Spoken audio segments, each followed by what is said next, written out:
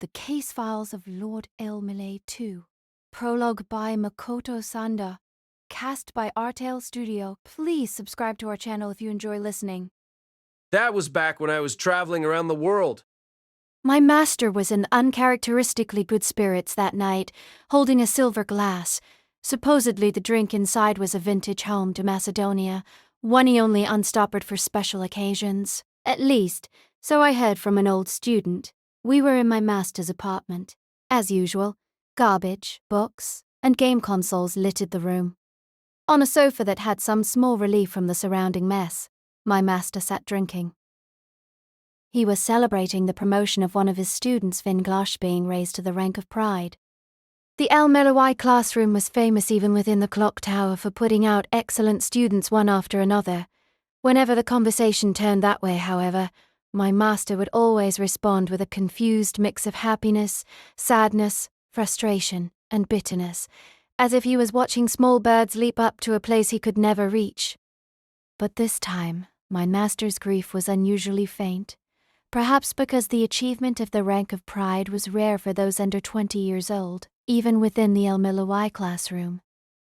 Or perhaps because it was his longest-serving student, one who he had trained from the very beginning, who had been honored. Or maybe there was still some other reason we didn't know. For whatever reason, after returning to his apartment off Druid Street, he once again took out his glass and alcohol. And even rarer, he began to tell me a story of his past of his own volition. After all that had happened in Japan, I wasn't so keen on returning to the clock tower straight away, you see. Using the little money I had left, I wandered for a bit. The main push of my trip was through India and Persia, eventually ending up in Macedonia. Since Japan aside, it had been my first time outside of England. Everything I saw and heard was novel. Well, even my time in Japan was rather busy, so it was really my first time traveling by myself as well. My master continued to speak, his face beginning to faintly flush. As I saw his long dark hair occasionally cover the flush in his skin, a question suddenly occurred to me. If you were traveling alone, how did you deal with your hair? Did you brush it every day yourself? Back then, my hair was much shorter. My master gave a faint smile. Gently, he swirled the drink in his cup. I could even smell the mellow aroma it gave off from where I was. It made me think of the color of the far-off Mediterranean Sea. Depending on the season, it shifted in color from a sapphire blue to a wine red. Well, for my journey, it was better that way. Every country I'd passed through was blistering hot, after all. At the beginning, I was terrified of everything, though. At one point, my bag was stolen, and I just broke down crying. I also ended up getting in a fight with some gang and had to use some otherwise useless magecraft just to escape. In the end, maybe what gave me the confidence I could survive back at the clock tower was feeling so close to death there. What was he like back then? I couldn't even imagine my master with short hair, let alone with tears in his eyes. But if you were to tell me that he was always like he was now, I would certainly think that was wrong. I was sure that the master I saw now was a product of great hardship and conflict. Something that could never be wiped away, no matter how many achievements he piled up as a lord. Regardless of his humiliation and sense of inferiority, of how he envied the inborn talents of others, some of those others in turn offered him support. It was like someone who had made a terrible mistake in the first move of a game of Jenga, even though the tower was constantly swaying, ready to topple at any moment. By sticking blocks in at just the right time and place, he was able to maintain a miraculous balance. Greece wasn't bad either. The weather there is always dry. Many parts of their culture, like this drink that is fondly reminiscent of the sea, is built around longing after something. Not just because the Mediterranean was so close, they loved the water itself. The aroma of liquor drifted lazily out from the sofa. The contrast from the usual smell of cigar smoke made the whole scene feel completely out of the ordinary. What was I talking about again? Right, about Greece. That was the first time I got into the mess of teaching. While I was visiting some sites around there, I went ahead and introduced myself to the second owner. Apparently, it was quite rare for someone from the clock tower to show up around there, so I ended up teaching a few of his sons for a bit. Not that we had a good enough room or any decent textbooks to work from. Then you became a lecturer at the clock tower? For some reason, I thought that wouldn't be so bad. Actually, I had expected to end up as a lecturer, much farther down the line. But when I returned to the clock tower, I got wrapped up in all kinds of things, and I ended up starting right away to start chipping away at a few debts. He took another long drink from his glass. From the smell, it seemed to be quite a strong drink, but that didn't stop him from refilling the glass the moment it was empty. Aren't you drinking a little too much? Come on, Gray. I may not be that good with alcohol, but I can handle this much. At the party earlier, Raines drank 10 times as much as this, didn't she? I think Miss Rainey's is a bit too strong for her own good, though. In Britain, it was acceptable for children to drink after 5 years old if accompanied by a guardian, but even then she was much stronger than was reasonable. According to her, being able to hold one's liquor was an important factor when mingling in high society. But the way she knocked out every challenger from the El-Melloi classroom, and still was able to stand over them laughing at the end. Maybe she had been a bit drunk after all. At any rate, it was time for me to relieve my master of the bottle. You're going to start regretting this come tomorrow, so this is your last one. Ah! Though his expression was that of a petulant child, he settled with guarding the last glass he still held, and then he suddenly spoke out again. Apparently, my predecessor also reached the rank of pride in his teens. My breath caught. If talking about his predecessor, there was only one person he could be referring to. The fourth Holy Grail wore a battle between 7 magi and their summoned heroic spirits. To win the wish-granting Holy Grail, in that conflict, the previous Lord El-Melloi Archibald. That was why he was so firmly regarded as a prodigy. The El-Melloi faction at that time had powerful families aside from the Archibalds, but once he had swept aside the competition and received the Source Crest, anyone would have had to admit that he was in the ideal place for a magus. Once my master had said this about his predecessor, the fact such talent had been wasted for nothing, that we were never able to see things in the same way. It was just sad. Their relationship couldn't have been a good one. As with many other excellent magi, he was not a particularly amicable person. Someone as mediocre as my master was at that time wouldn't have even entered his notice. That he would someday rise to the name of Lord El-Melloi II was a thought that never would have occurred to either of them. So Rhanes said with a mischievous laugh, "Even so." I'm sure the image of his predecessor was still burned into his eyelids, so much so that when someone mentioned the ideal for magi, he was the first thing that came up. Finally, one of my students made it there. His words cut off. Dropping his head, he fell asleep right on the sofa. Maybe I should have praised him for at least putting down the cup without spilling any. For a while, I didn't move. Watching his sleeping face, I poked him in the cheek. Maybe because he was never getting enough sleep, it seemed a bit thin. Not just for his students or his classroom, he never failed to keep up the lessons for himself as well. Even though he knew he had neither the bloodline nor the talent to succeed, he hadn't given up on a single thing. He's completely defenseless now. Why don't you try going for the lips? As I'd started saying stupid things as usual, I decided to shut him up using force for now. Placing a blanket over my master, I sat down on the floor nearby.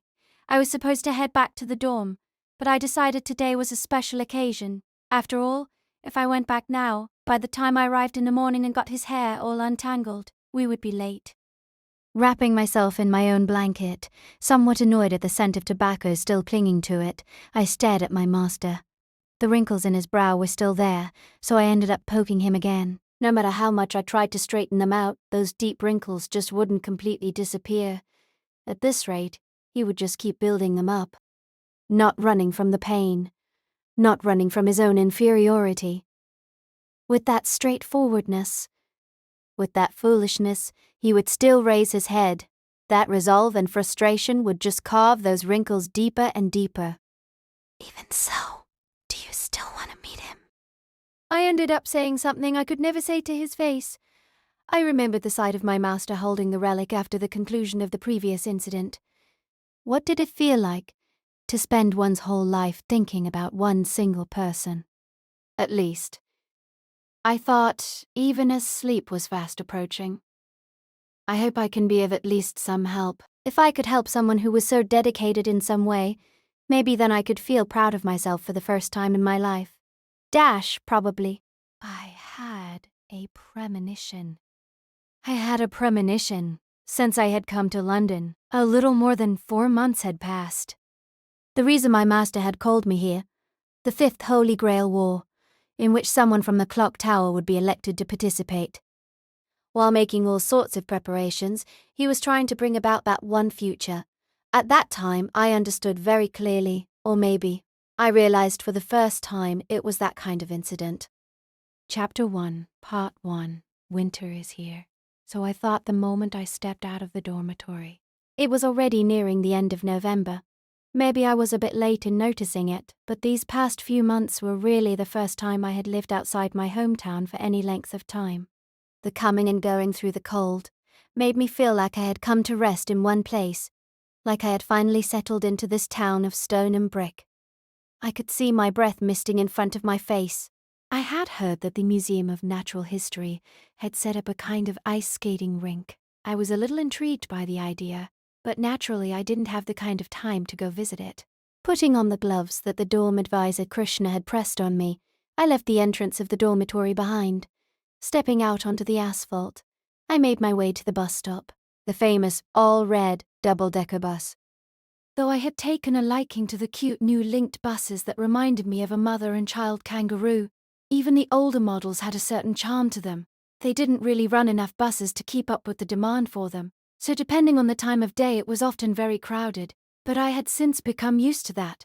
Though the idea of so many living people still struck me as a little unnerving, I thought maybe, just a little, I might have changed. Before, I definitely would have run away from a crowded bus. When I first arrived in London, the sheer number of people was beyond my ability to bear, so I woke up early every morning to have time to walk where I needed to go.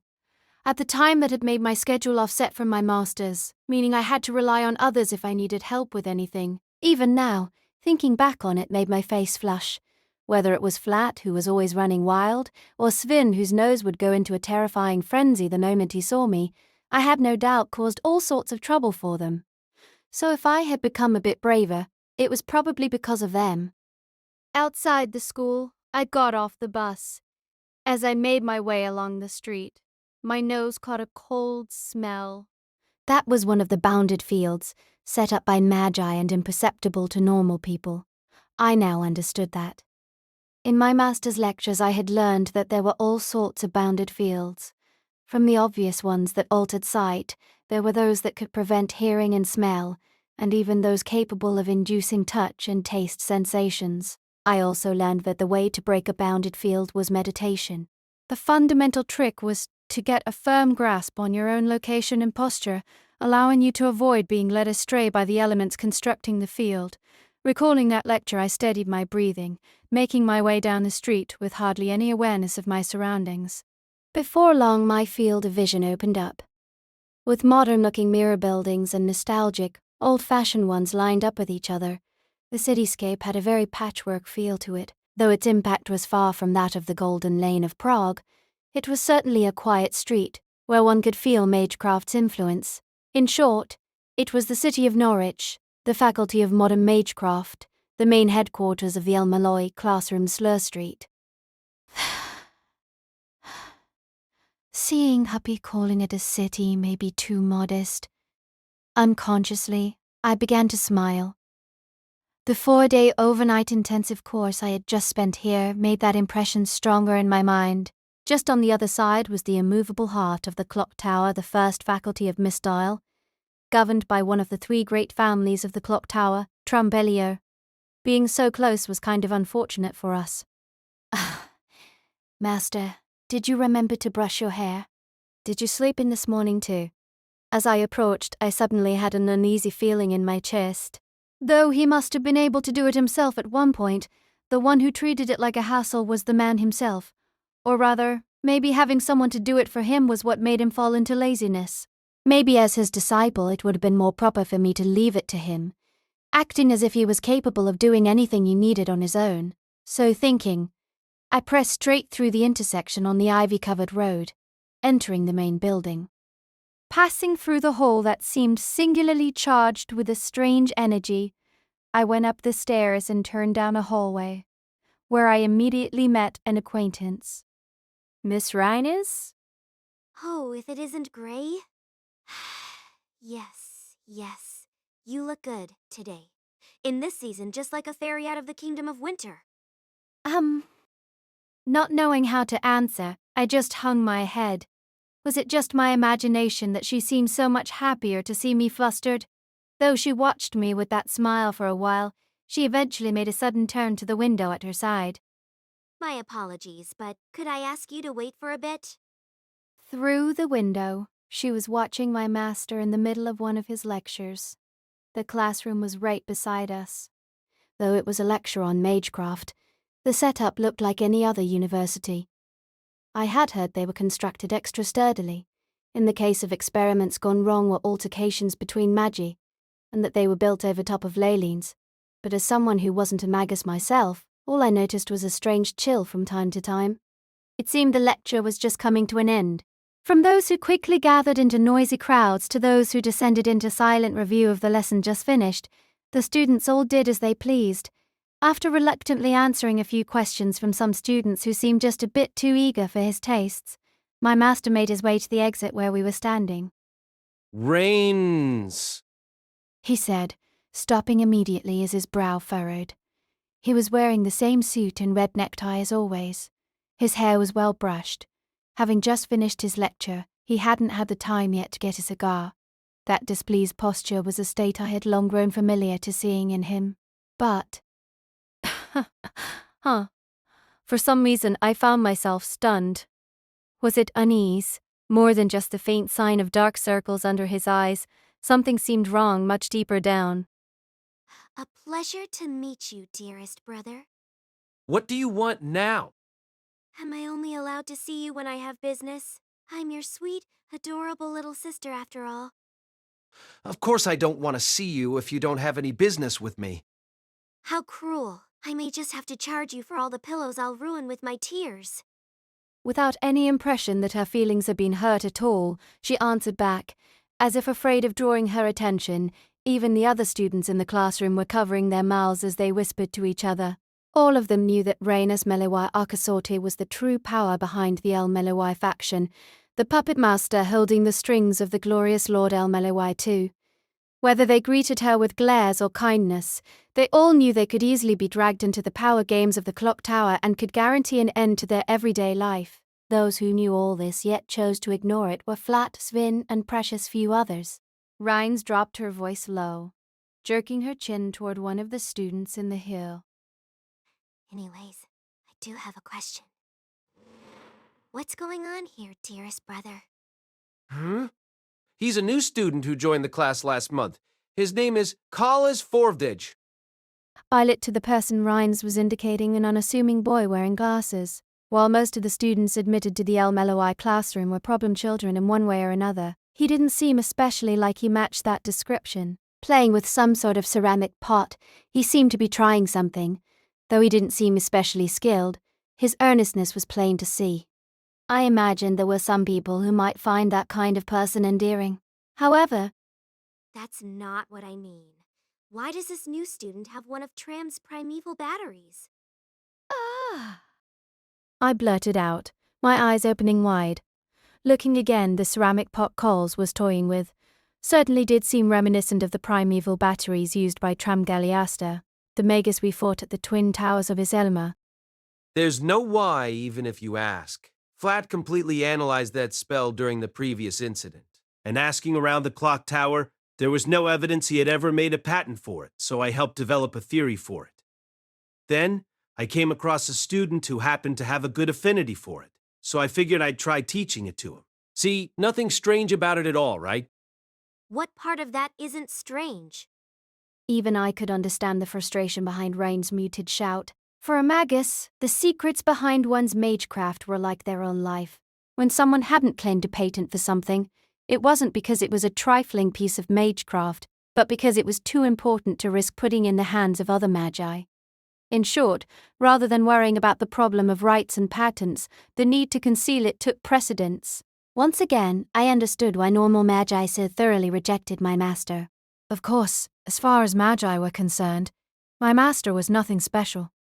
If Flat hadn't coincidentally managed to analyze the spell, there was no threat at all of my master being able to reproduce it.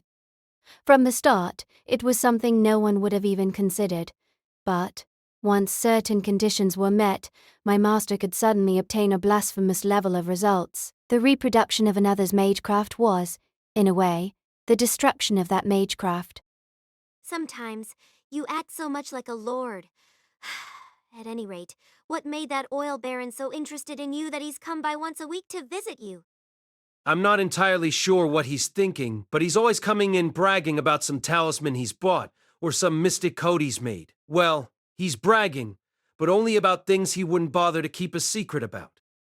One time when I had met him, I had also come dangerously close to showing Adolf in front of him. In short, the Middle Eastern magus had, in his typically overbearing and shameless way, said your master has his own tastes, right? Hopefully it's something I can use to bribe him with. Maybe when he had come to take an interest in my master, he had begun to become aware of the things his friends had. I'd heard that long ago noble families regarded those who weren't nobles as less than human. Maybe this was similar. With a cough, my master cleared his throat. At any rate, I'm being careful too, so it's not like I'm being used by someone outside of Norwich. As if I'd let that happen. Being that their positions were more often than not reversed made the scene all that much more serious. Even I don't know when the knife is coming for your back after all. A chill ran down my spine. Having already experienced many incidents in which people lost their lives firsthand, that scene was too easy to imagine. Without thinking, I spoke out. When that time comes, I'll keep him safe. Oh. Rhines and my master turned to me. When they looked at me, I realized what I had said, and my face and ears turned beet red. I began to shake down to my fingertips, with a feeling like I was about to throw out my own heart. Seeing that, Rhines just shrugged. How noble for someone who is only a disciple. Please, share some of that with my brother if you would. Thank you, Gray. I heard a curt response. There was no way I could meet his eyes. The only thing I could think of was how glad I was that no one had laughed at my overly conceited claim. Anyways, to the matter at hand. Oh, what's this? If it isn't Rena's. Huh. For a moment, my thoughts were occupied solely by a question mark. As far as I knew, the only one who referred to Ryan so flippantly was Flat, but this time the voice was definitely a girl's. When I turned, I saw a flashy-looking, star-shaped eye patch. She appeared to be around 16, with hair so pink it must have been dyed. Her clothes evoked what I guess was called Lolita fashion. With her frilly, snow-white dress, she looked less like a magus and more like some sort of idol. I'm not upset, you silly Willy. Ah, the rumored disciple too. This is the first time we've met, right? The eye-patched girl said, energetically grabbing my hand. Facing down the overwhelming tension between us, she just nodded over and over. You are... Maybe it's presumptuous of me to say so myself, but I'm the always fashionable mystic-eyed girl, the lone flower blooming in the El-Melloi classroom. I am Yvette L. Lehrman. As she spoke, she threw a sideways peace sign over her eye patch. Though I originally belonged to the Faculty of Mineralogy, my application was finally accepted, and I've moved to the El-Melloi classroom. A pleasure to meet you. I see, Gray. Nice to meet you.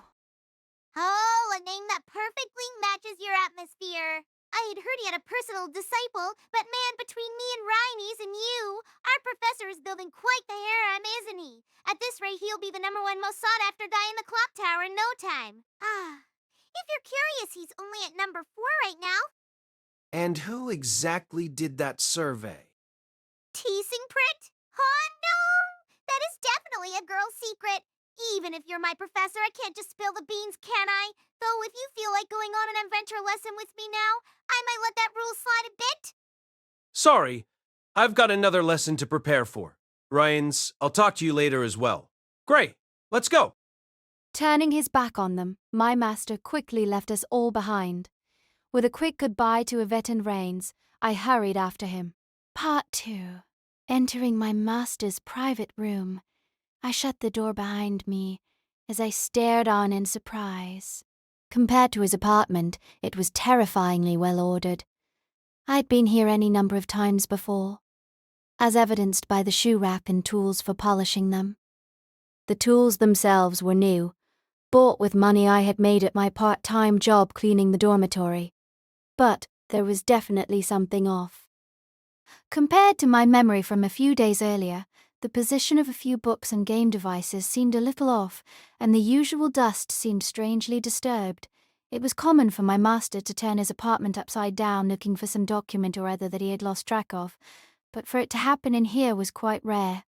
On top of that, while each book on his bookshelf was put away neatly, it seemed almost as if someone had done so just to hide the fact they were searching through them. Never mind. Putting a stop to that line of thinking for now, I decided to try and soften the atmosphere. She's quite a strong character, isn't she? I smiled a little, recalling Yvette. Though in a different way than Flat, she certainly had a very overwhelming personality. Of course, the El-Melloi classroom had more than enough eccentric characters, but I couldn't help but feel like she was getting close to the top of that list. My master just gave a light snort in response. Powerful indeed. The first time I met her, she introduced herself as a spy for Meluostia, just plain as day. My breath caught. I had heard there were a number of different factions within the clock tower. The aristocratic faction headed by El-Melloi, and the democratic faction headed by Trambellio. Beyond those two was the neutralist faction. Wasn't Meluostia the family that served as the faction's head? If she's a spy, then... Yes. In short, she's there to keep us in check. There's nothing we have that particularly needs to be kept hidden from them, but there's meaning in them going through the motions. And even without her, it seems Meluostia is trying to establish a connection with Norwich. I see. I remembered what happened at Iselma, the head of one of the three great families of the clock tower. The old lady Lord Valuleda came to regard my master rather highly. At the same time, it appeared as if she was trying to find some way to pull the El-Melloi family out of its native aristocratic faction, according to Rhines. If that was the case, it only made sense that Meluostia was trying to do the same. Not that they have any intention of trying to move us. For better or for worse, as opportunistic as Meluostia is, they don't have the guts to try a move like that. That's why they were so brazen about placing a spy here. Now that you mention it, we ran into a magus that called himself a spy at Iselma too, didn't we? It's pretty common practice for one to just admit it themselves and try for a straightforward exchange of information, rather than try to play covert and risk having their cover blown later. Though in this case, diplomat is probably a better word than spy. Maybe announcing herself was all Yvette's idea, but I'm sure even Lord Meluostia wouldn't be especially bothered by being found out. In any case, the faculty of mineralogy that she came from used to be managed by El-Melloi anyways. In the confusion following my predecessor's death, Meluostia swooped in and took control. No doubt at the time they expected us to be extinguished without trouble. But now that we've somehow managed to pull through the mess alive, they want to play friendly enough to avoid it devolving into an all-out war. Is that how it is? I nodded, pretending to understand. Actually, I probably got less than half of it. The political games of the clock tower were just too complicated for my head. I knew that, before the Faculty of Modern Magecraft, the El-Melloi faction had been in charge of something else, but at this point, there was something I was more interested in. As fast as I could, I finished the usual work, like getting the schedule in order, before finally resolving myself to ask, Master, did something happen? What do you mean? Though he gave off an unapproachable air, this time I forced myself to press the issue. It looks like you're worried about something. I just said what I honestly thought. When he was explaining about trans-primeval battery earlier, I felt like he normally would have had a much more composed response. The way he seemed to snap like that, though it was just a little, it felt like a response that wouldn't come from the master I knew. Though maybe that was just me being presumptuous. You've completely stopped giving lectures at the main building of the clock tower, and even your hours here are getting reduced. Is something wrong?" There was no reply. With virtually no sound reaching us from outside the room, the silence within was almost painful. "Does it have something to do with the Fifth Holy Grail War?" No! I jumped in surprise at his sudden shout. However, I don't think that surprise registered on my face. I was more than prepared to keep my expression under control against something like plain surprise. For a while, I felt a burning in my throat that made it hard to speak, but I dropped my head and did my best to push past it. "I'm sorry. I had gone too far after all. I knew I should have been more careful, but I just spoke the first thing that came to mind, thinking that for some reason maybe there was something I could do to help. I'll be back at sundown." Turning around, I reached to open the door. Please wait. My master called out just before I could open the door. "Master?" There was no response. More than being told to stop, or his anger earlier, his silence now was the most intimidating. My master was the same as always, but somehow more gloomy, even if it was just because of the numerous incidents I had also been chipping away at the usual society war in a way I'd never seen before. I'm sorry. I'll tell you. I somehow managed to resist the sudden urge to cover my ears. I knew that whatever was troubling him was going to be too heavy for me to handle. But even so, even if for no one else, I wanted to be a person he could rely on. Before those scales measuring those two impulses could settle, he started to speak again. The most precious thing I have was stolen from me. It felt like a sharp blade had been run through my heart. Even though he hadn't explained the details at all, unwillingly my mind filled in the blanks. I could feel the part of me that wanted to cover my ears and adopt a devilish smile. "That is..." A relic of a certain heroic spirit. I didn't even have to ask what he meant. One of the irreplaceable parts that made him who he was. During the El-Melloi incident, he had offered it up in a gamble to rescue his students, Vlad and Sven. I felt like my legs were going to collapse out from under me. But, thinking of how much more it must have hurt my master, I managed to stay standing. "But, why?" Standing, my master turned to face the wall.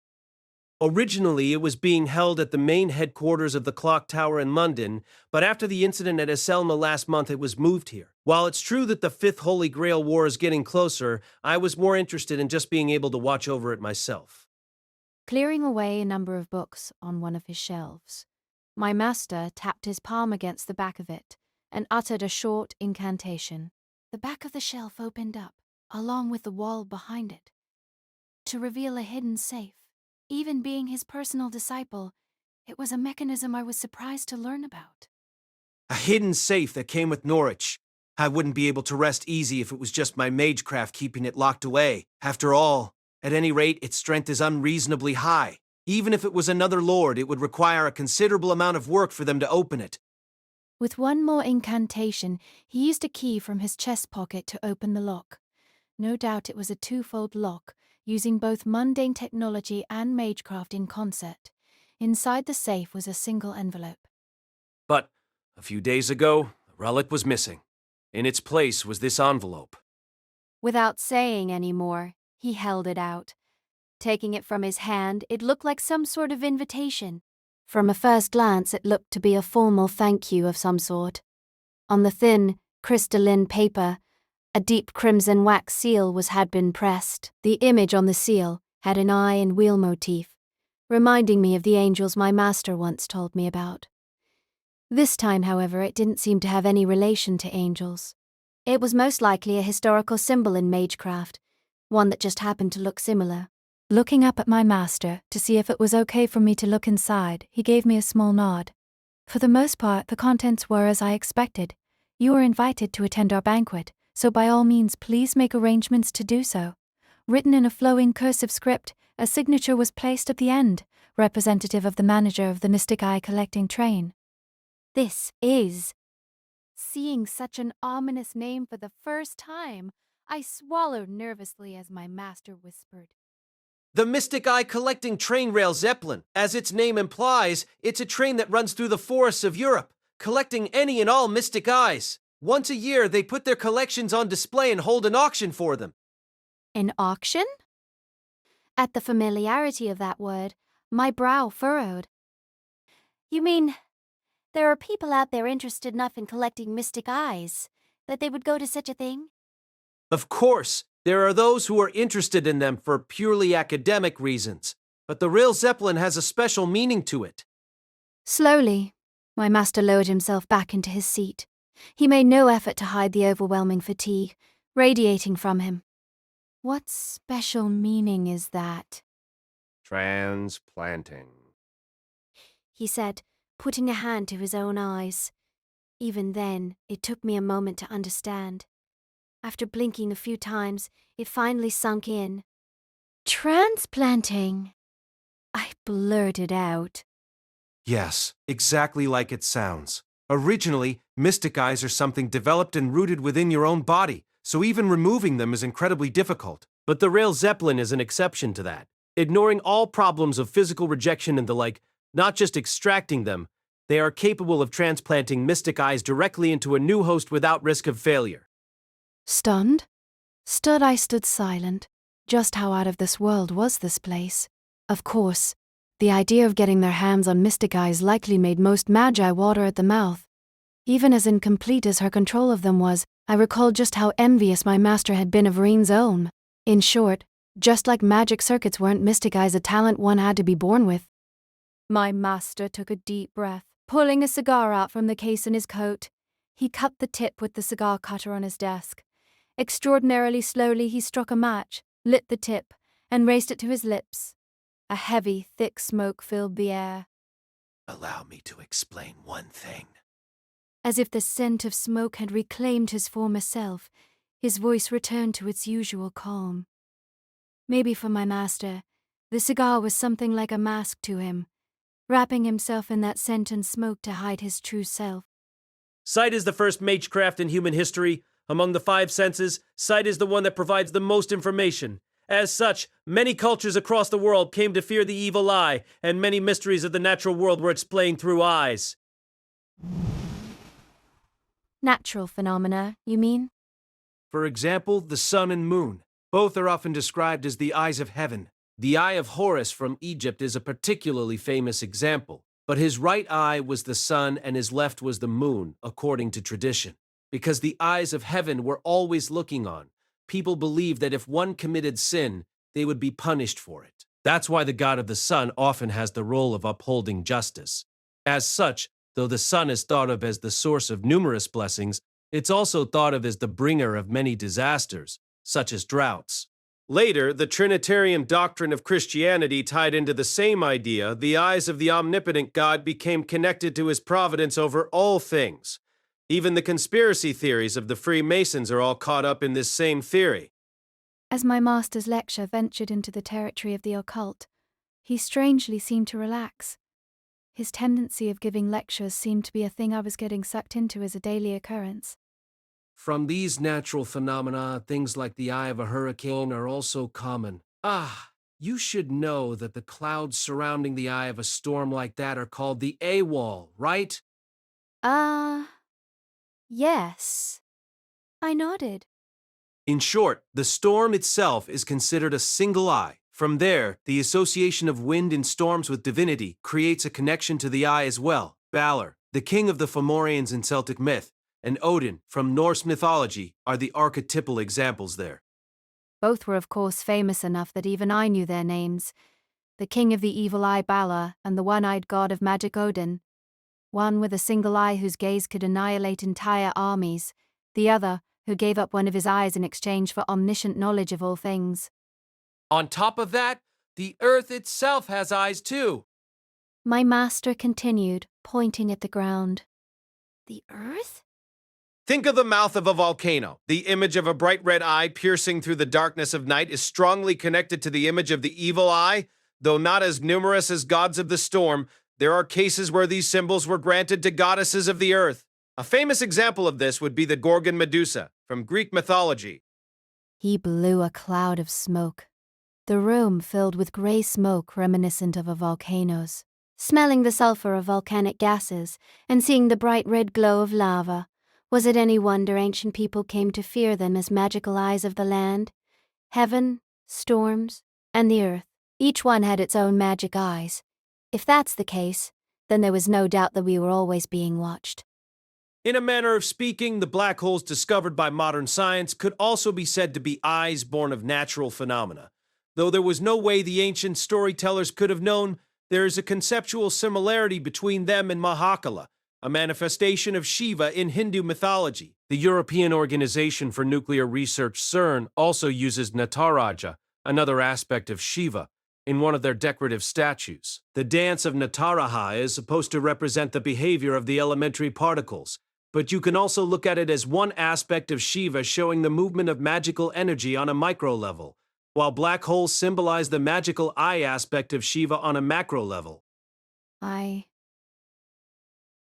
see. Though I understood less than half of what was said, I could understand the importance of it. An eye in the far-off cosmos. Far beyond what we could ever hope to reach, there existed someone watching us. Both magecraft and science sought to draw closer to that observer, even if only a little. Now, beyond that discussion, within the clock tower, mystic eyes have their own system of ranking. There are even those who can create mystic eyes of lower quality. Of course, it goes without saying they fetch a high price for their work, and it's not like their success rate is 100%. Leaning back in his chair, my master continued. But for true mystic eyes, those that occur naturally, and especially those of noble colors, there is no option to acquire a transplant except the Rail Zeppelin.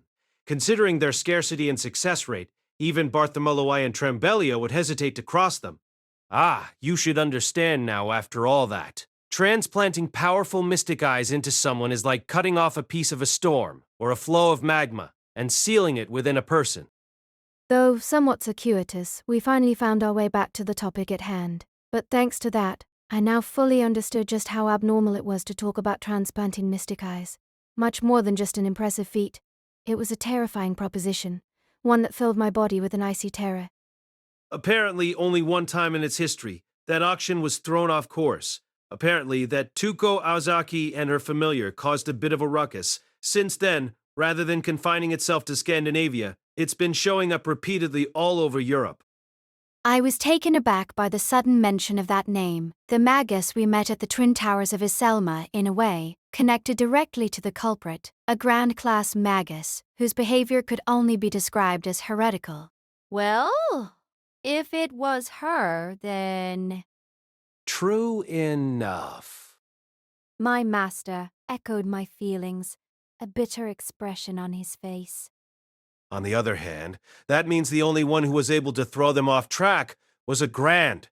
How many magi at the clock tower have even seen one of these invitations in person? And why did one appear here in place of that thing? A sound with an ominous strength, making me worry about the health of his teeth, and within his eyes a fiercely burning flame. Where on earth had that kind of passion been hiding itself? It seems there's nothing to do but go. I don't seem to have any other options, Gray. He spoke curtly. My master Lord El-Melloi II turned to me with his request. Would you accompany me to the Rail Zeppelin? Part 3. I see. Rhines nodded, picking up a small piece of chocolate. Her golden hair swayed beneath the gentle, indirect light. The next day, we were visiting a sweet shop that was a particular favorite of hers. While it was a shop that had a public eating area for all of its customers, the private room she was in was apparently one set aside for regulars. After asking if I could get some advice about my master, she had led me to this place. The luxurious furniture and expensive silverware had me ill at ease, but that probably went without saying. Though I hadn't divulged what exactly had been stolen, I was now asking for her thoughts about my master's request. However, avoiding the main issue yet, Rainey's reached her fork out for the cake on the table. Each one of the candies in front of us looked like shining jewels, sugary crafts that imitated the elegant shapes of flowers and crystals. Shimmering strawberries over lightly browned meringue, mousse-laid in 7 colors.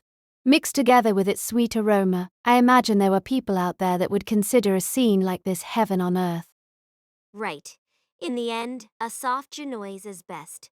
The batter was well done, so the fresh peach confiture can be really appreciated. With the aroma of Nuara-Elia tea on the side, their ability to keep them distinct is infuriating.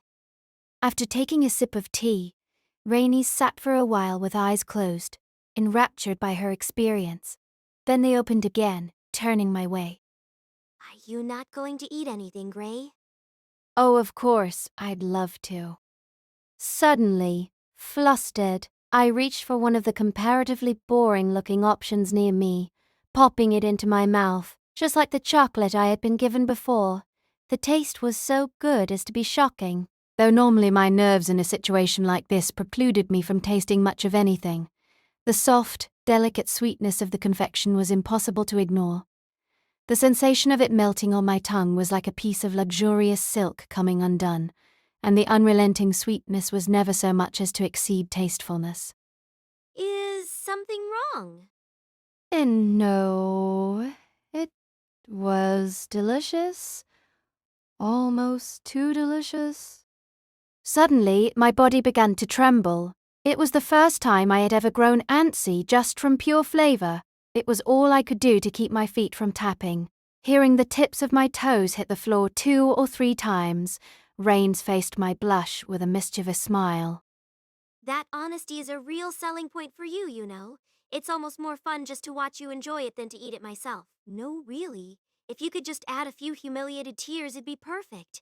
Come on, a few tears is par for the course for girls. So why don't you taste a few more? The way she spoke really reminded me how at home she was in the clock tower. That being said, I didn't find it especially unpleasant, a fact which I found a little bizarre. One more, then one more, before taking a break to sample a scone with jam and have some tea. In the sigh that followed, Rainiers interjected again. The Rail Zeppelin is something most magi of the clock tower only know about through rumors. Right. Despite being drunk on the sweetness of the foods in front of me, that name was more than enough to snap me out of it. If you and my brother have been invited, then I'll give you this one warning. There are 2 types of invitations given out for the Rail Zeppelin, so pay attention to the difference. 2 types? 2 types? Among those invited to the Rail Zeppelin, there are those who are invited to come buy and those invited to come sell. The fact that an auction required someone to have goods to sell finally occurred to me. If you are talking about the transplanting of mystic eyes, that necessitates an extraction of them as well. For those who lack the ability to control their own mystic eyes, the Rail Zeppelin is like a savior. After all, mystic eyes are such a complicated organ that using them effectively is beyond the skill of most magi. Rennis said, touching a finger to her own eyelids. After all, she had mystic eyes of her own. Please excuse me. Taking eye drops out from her bag, she administered a few before pressing her hands over her eyes.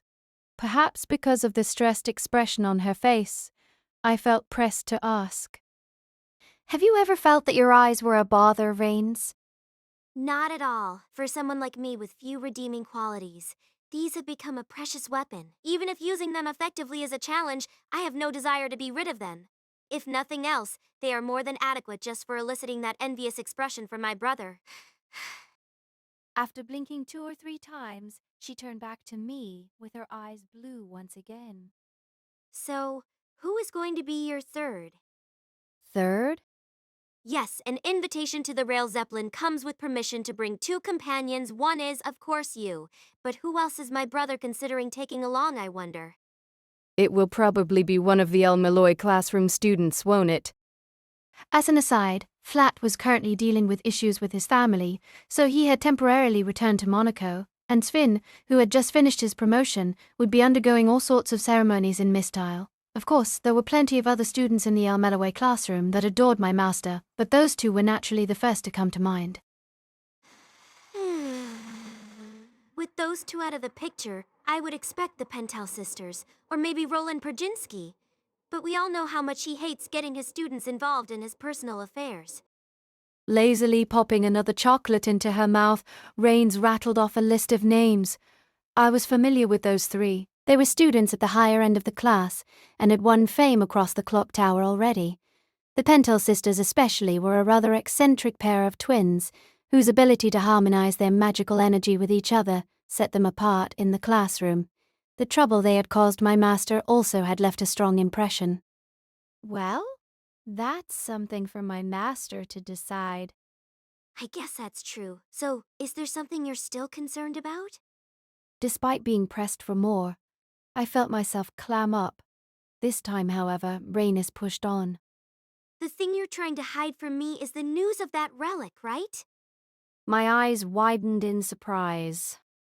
That's it after all, isn't it? After all, the invitation showed up wherever the relic was stolen from, right? How? Showed how meaningless it was to try and keep it from her so plainly I felt my cheeks start to burn. It made me want to dig a hole and hide in it. In contrast, Rhaenys was the picture of coolness, calmly sipping her tea as she continued. Just by watching my brother, I could tell something must have happened. We've been working together for 7 years now, so we know each other pretty well, whether we like it or not. On top of that, it had to be something serious enough that it would drive him into such a corner, yet he would still keep it secret from me, so I figured it couldn't be much else. Rhines shrugged, as if the line of logic had been too simple to follow. And then she added one more thing. And your concern is that perhaps Meloistia's spy is the one who stole it, right? Miss Rains! My reaction earned a snort from her as she crossed her arms. It's Yvette, right? I was standing right beside her when she declared herself to be a spy, after all. Now that she mentioned it, if Meloistia's goal was to put a check on my master, it didn't mean much if it wasn't clear to the secret power behind the name of the Lord as well. I felt like such a fool for trying to keep it hidden. Well, together with the Lerman family she comes from, she isn't exactly someone that uses such ordinary means. I think we can rule her out as a suspect. Is that so? Even I have only seen that relic a single time, aside from purely academic pursuits for a magus unless they have intentions on joining the Holy Grail War. It isn't an item of particular value. It's not like it can be compared to Siegfried's relic from before, which was a first-class talisman in its own right due to its being soaked in dragon's blood. Catholics used to summon heroic spirits were almost always objects that were connected to that heroic spirit during their lifetime. And while such artifacts sometimes had magical properties that made them powerful talismans, they were often just things that happened to be old. The relic possessed by my master appeared to be one of the latter. On top of that, Meloestia has no reason to pick a fight with my brother like that. After all, among the 3 factions, they are the weakest. Carelessly upsetting the balance of powers puts them at the biggest disadvantage. I felt exhausted. It was unfortunate to lose a lead, but I also didn't want to believe one of my master's students could betray him like that. If I had to choose, I'd say I was closer to feeling relieved. Narrowing her eyes at me, Rhaenys continued. You really aren't suited to the clock tower, are you? Huh? Never mind. I would just be happier if you were to stay the way you are. It'd be a great comfort to my brother and his daily stomach pains, after all. Yes, the pleasure is in neither letting them live nor letting them die. It would be a problem if he gave up and keeled over now. Oh, hey, this new item is pretty good. Is that cheese seasoned with lemon? While saying something particularly disturbing, her fork moved merrily around the table. You had something you needed from my master, right? Yes, but my business is something similar. I see. My brother, huh? With an energetic murmur, she ate another piece of cake. With the way she closed one eye as she chewed, it was like she was chewing over our previous conversation as well. I'll have to solve some puzzles first. My business comes from a tuner. Tuner? Tuner? Yes, he's one of my brother's few old friends. At this point, he's the only one left that calls my brother by name. Huh? My master's name. Not Lord El-Melloi II, but his original one. But my master never let anyone call him by that name. That's just because he refuses to change, of course. He's just stubborn when it comes to changing how he calls people, I guess. Well, when I talked to him a bit ago, he warned me that something was wrong with him and so I needed to be careful. Something about the wrinkles in his forehead being off is similar to a violin being out of tune. Apparently, when my brother was traipsing around the Far East, he was the one that lent him the money or something. He did. I only figured it out when Value poked their heads out in that last incident. Jeez, he could have just said something himself. That's why men are hopeless. But the thing I wanted to ask about most was something else. I wonder, what heroic spirit was it? As Rhines raised an eyebrow at me, I pushed the question. I never asked before, but when my master was fighting in the Fourth Holy Grail War, do you know what heroic spirit was his partner? Her response was immediate. Iskandar. Also known as Alexander the Great. Of course, I knew who that name referred to. As far as those whose names had survived to be famous even in modern Europe, Alexander the Great and Charlemagne were the yardstick by which all other heroes were measured. He was born in Macedonia, educated by the scholar Aristotle. He received the title of king at the age of 20, and following his father's dying wish, set out to the east, toward Persia. With his overwhelming charisma and military might, he smashed the forces of Darius III, numbering in the hundreds of thousands, and trampled forward despite the offerings of peace set before him. After that, the journey they undertook was like a dream. Conquering the desert kingdom of Egypt, he was recognized as pharaoh. Then further east. Clashing once more with his rival Darius III, he conquered Babylon and Persepolis. Then further east. Subduing all kinds of soldiers, kings, heroes of war, and even Maharaja, he pushed ever onward, ever eastward. What was he seeking? What did he hope to gain? There was no way I could hope to understand the mind of a man who had come so close to achieving the ever-distant dream of world conquest. I knew the Holy Grail War was a ritual that involved calling forth heroes from humanity's past, but to think my master's partner had been him. Was that why my master's prized alcohol came from Macedonia? But seriously, even fairy tales have their limits. The idea of a ritual where 7 heroic spirits are called forth to fight, and the winners would be given the wish-granting Holy Grail is absurd enough as it is, but to add Iskandar on top of all of that. Rhine spoke as if in wonder. At any rate, it seemed among the heroic spirits arrayed for that war, his power was something else. He was said to have 2 noble phantasms. One, the chariot dedicated to the Gordian shrine, the Gordius wheel. Or perhaps we should say, the style of using that chariot to trample his enemies underfoot was the noble phantasm? She said, as if to confess that the clock tower's investigation hadn't turned up the actual statistics of the heroic spirits involved. No doubt, when my master had risen to the seat of Lord, Rhaenys herself had grilled him for every possible piece of information she could. And the second was something truly incredible. Apparently, Iskandar was able to summon his subordinates from back when he was alive. Yes, that legendary army that had come so close to actually conquering the known world. Analyzing the remains of the previous Lord El-Melloi, along with other documents submitted to the clock tower, we could determine he was able to bring forth an army to the tune of tens of thousands of men within his reality marble. To be honest, that far exceeded my ability to imagine it.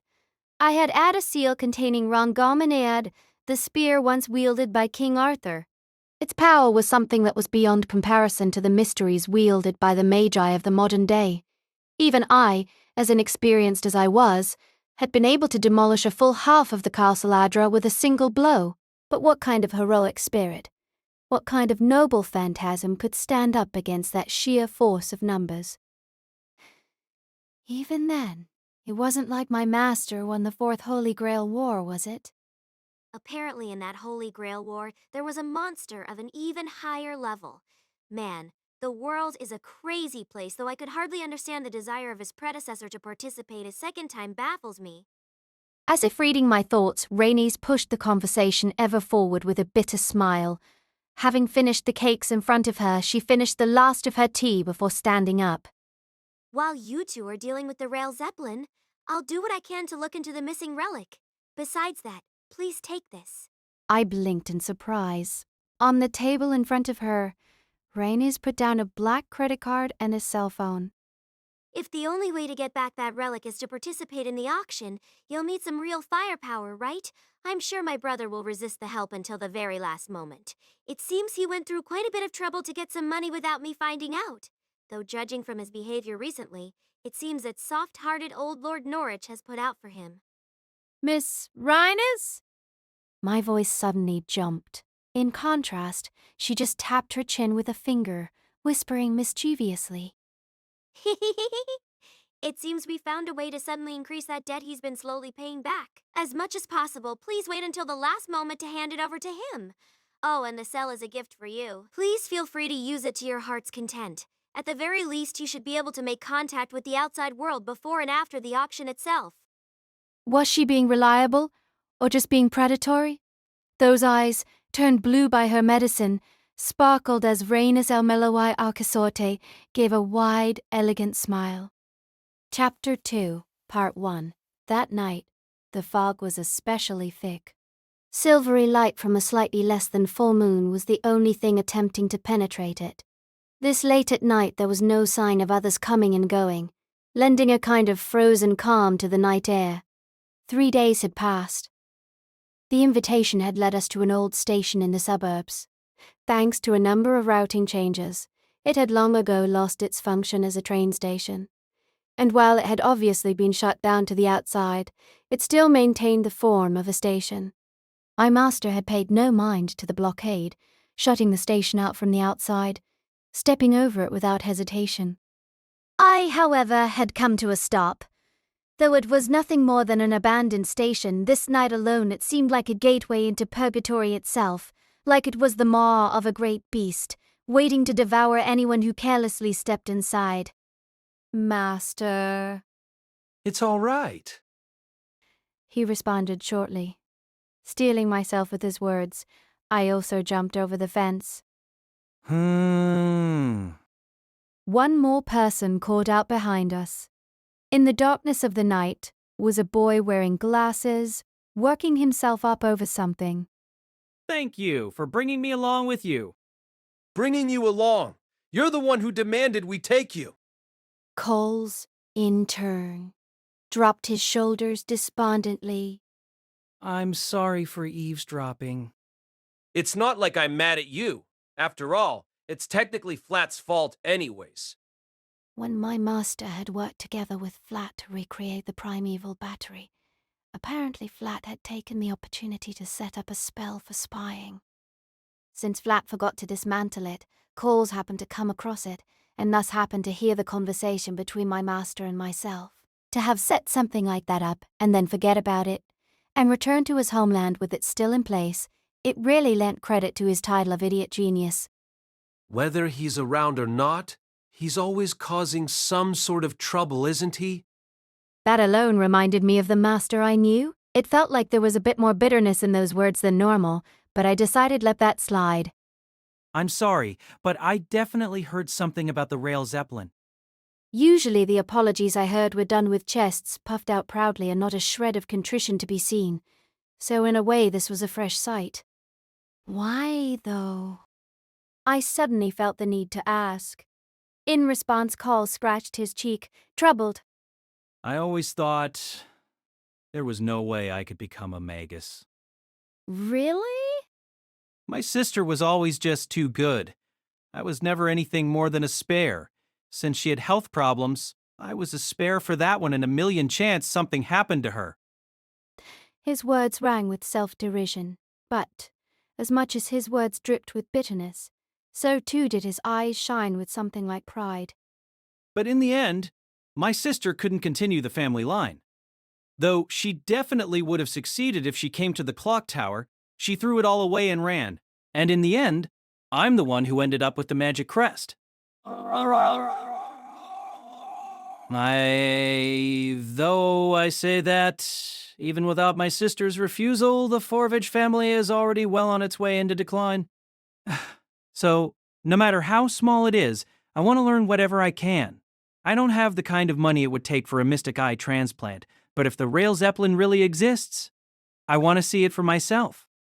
He spoke without hesitation. Just because it's there, I want to learn about it. Pax unexpectedly magus-like. So I thought, I'm sure the reason my master was unable to refuse him was that underlying sense of inferiority he had was something my master couldn't bear to throw away.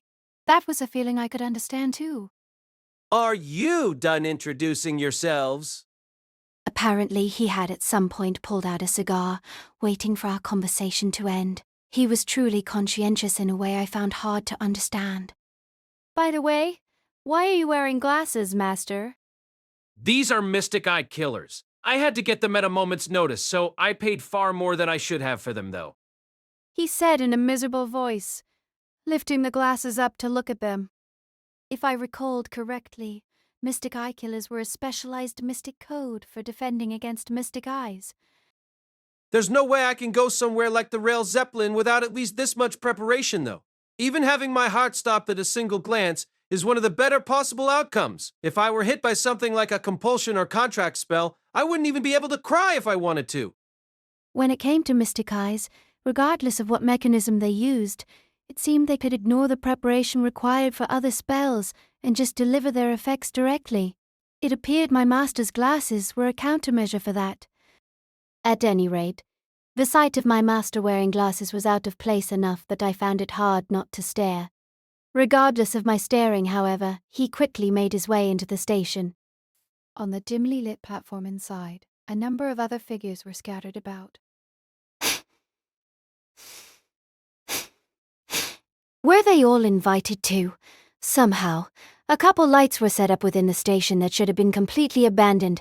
Under a cloak of dense fog, the ghostly lights illuminated a series of stone arches and the figures of people standing around them. It gave off the impression of a scene one might see 100 years ago. I wonder what those people thought back then, laying eyes on those enormous steam engines. As we entered the platform, one of the figures took notice of us and immediately began walking over. It's been a while, Lord El-Melloi II. You are? Without realizing it, my breath caught. Brightly drawn flowers decorated the plainly Eastern style of clothing. There was no mistaking the characteristic long-sleeved kimono she wore.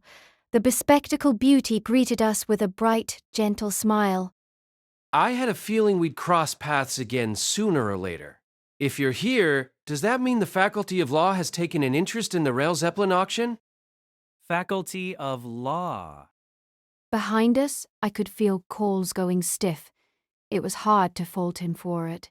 Among the 12 research divisions of the clock tower, they were the faculty that belonged to none of them.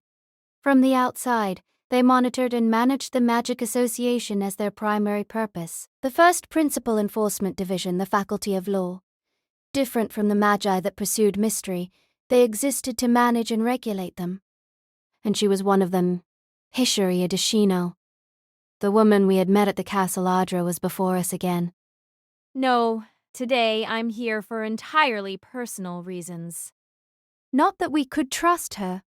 In the previous incident, in a way it could be said she was the mastermind on a level even above that of the culprit. And even if that wasn't the case, the Faculty of Law operated with a completely different set of goals and principles than other Magi.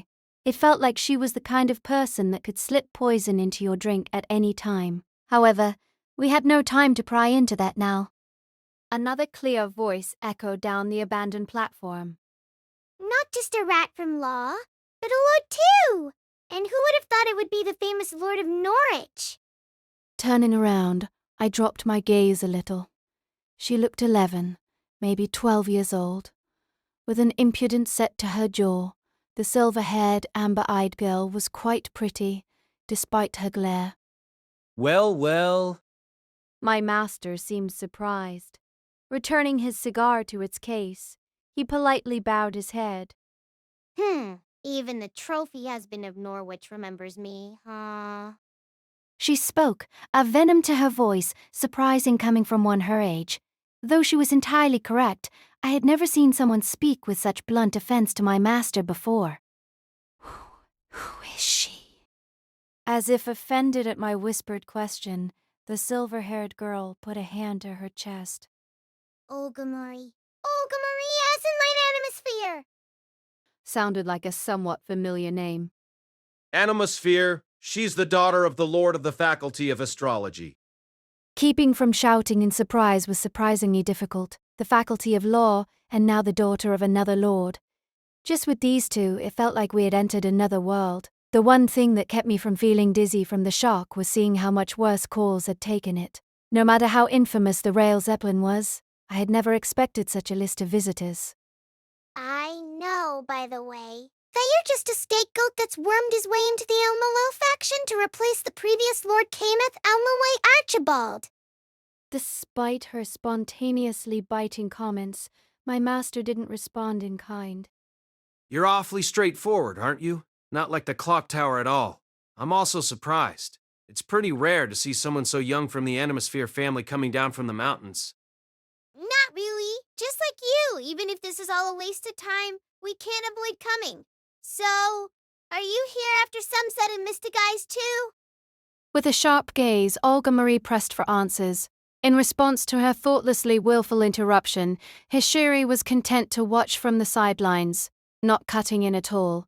My master, however, was not so straightforward with his answers. I wonder. You wouldn't tell me even if you were.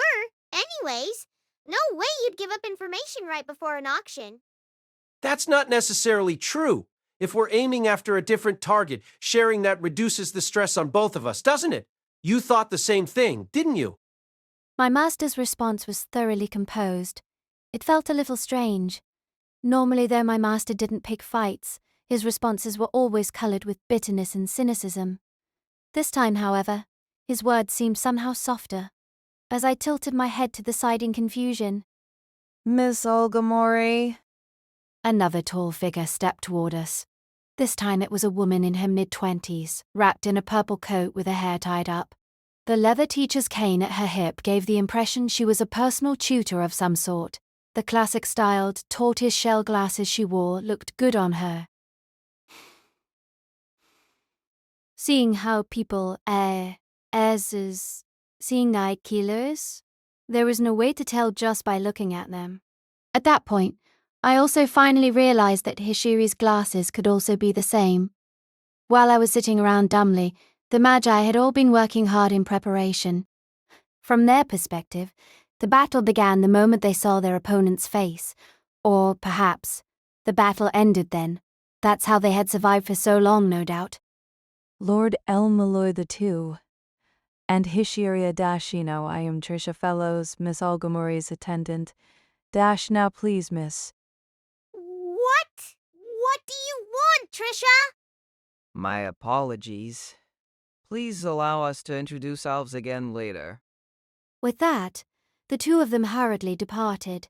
Some kind of accessory slipping down from the hem of Trisha's coat had caught my attention. I blinked. Though it may have just been the odd angle I saw it from, it kind of looked like something kind of inappropriate. Feeling my cheeks start to burn under my hood, I shook my head from side to side. It must have been my imagination. And at any rate, it was none of my business. As I choked on some saliva I had failed to swallow, I somehow managed to keep a straight face. Beside me, Carl's mouth was agape. Aren't you angry, Professor? Angry about what? Even if she's the daughter of a lord, that behavior seems a bit much, don't you think? If I got angry at that much, I'd be angry forever. No, someone who wears their hostility so plainly on their sleeve is actually preferable to deal with, in my opinion. It's much harder dealing with Magi that approach you with a friendly face. Oh? And who would that be referring to? Ignoring Hishiri's smile, my master continued. Besides, the fact I'm basically just a decoration is true. Soon enough, both she and Rhinus will transfer to the Faculty of Law, and that small correction will be entirely in Rhinus' hands. Surprised, I also was at a loss for words. Yes, most lords end up in the Faculty of Law for a while. That's where they learn how to rule the clock tower. And that way, I still want to get along with them. Of course. At Hishiri's nod, my master grudgingly acknowledged her. In a way, maybe you could say they worked together well. But just like you said, it's rare for those Animosphere shut-ins to come all the way down here. I wonder if they've found some mystic eyes that have caught their interest? Who knows? If it's them, they could probably just throw money until they got what they wanted.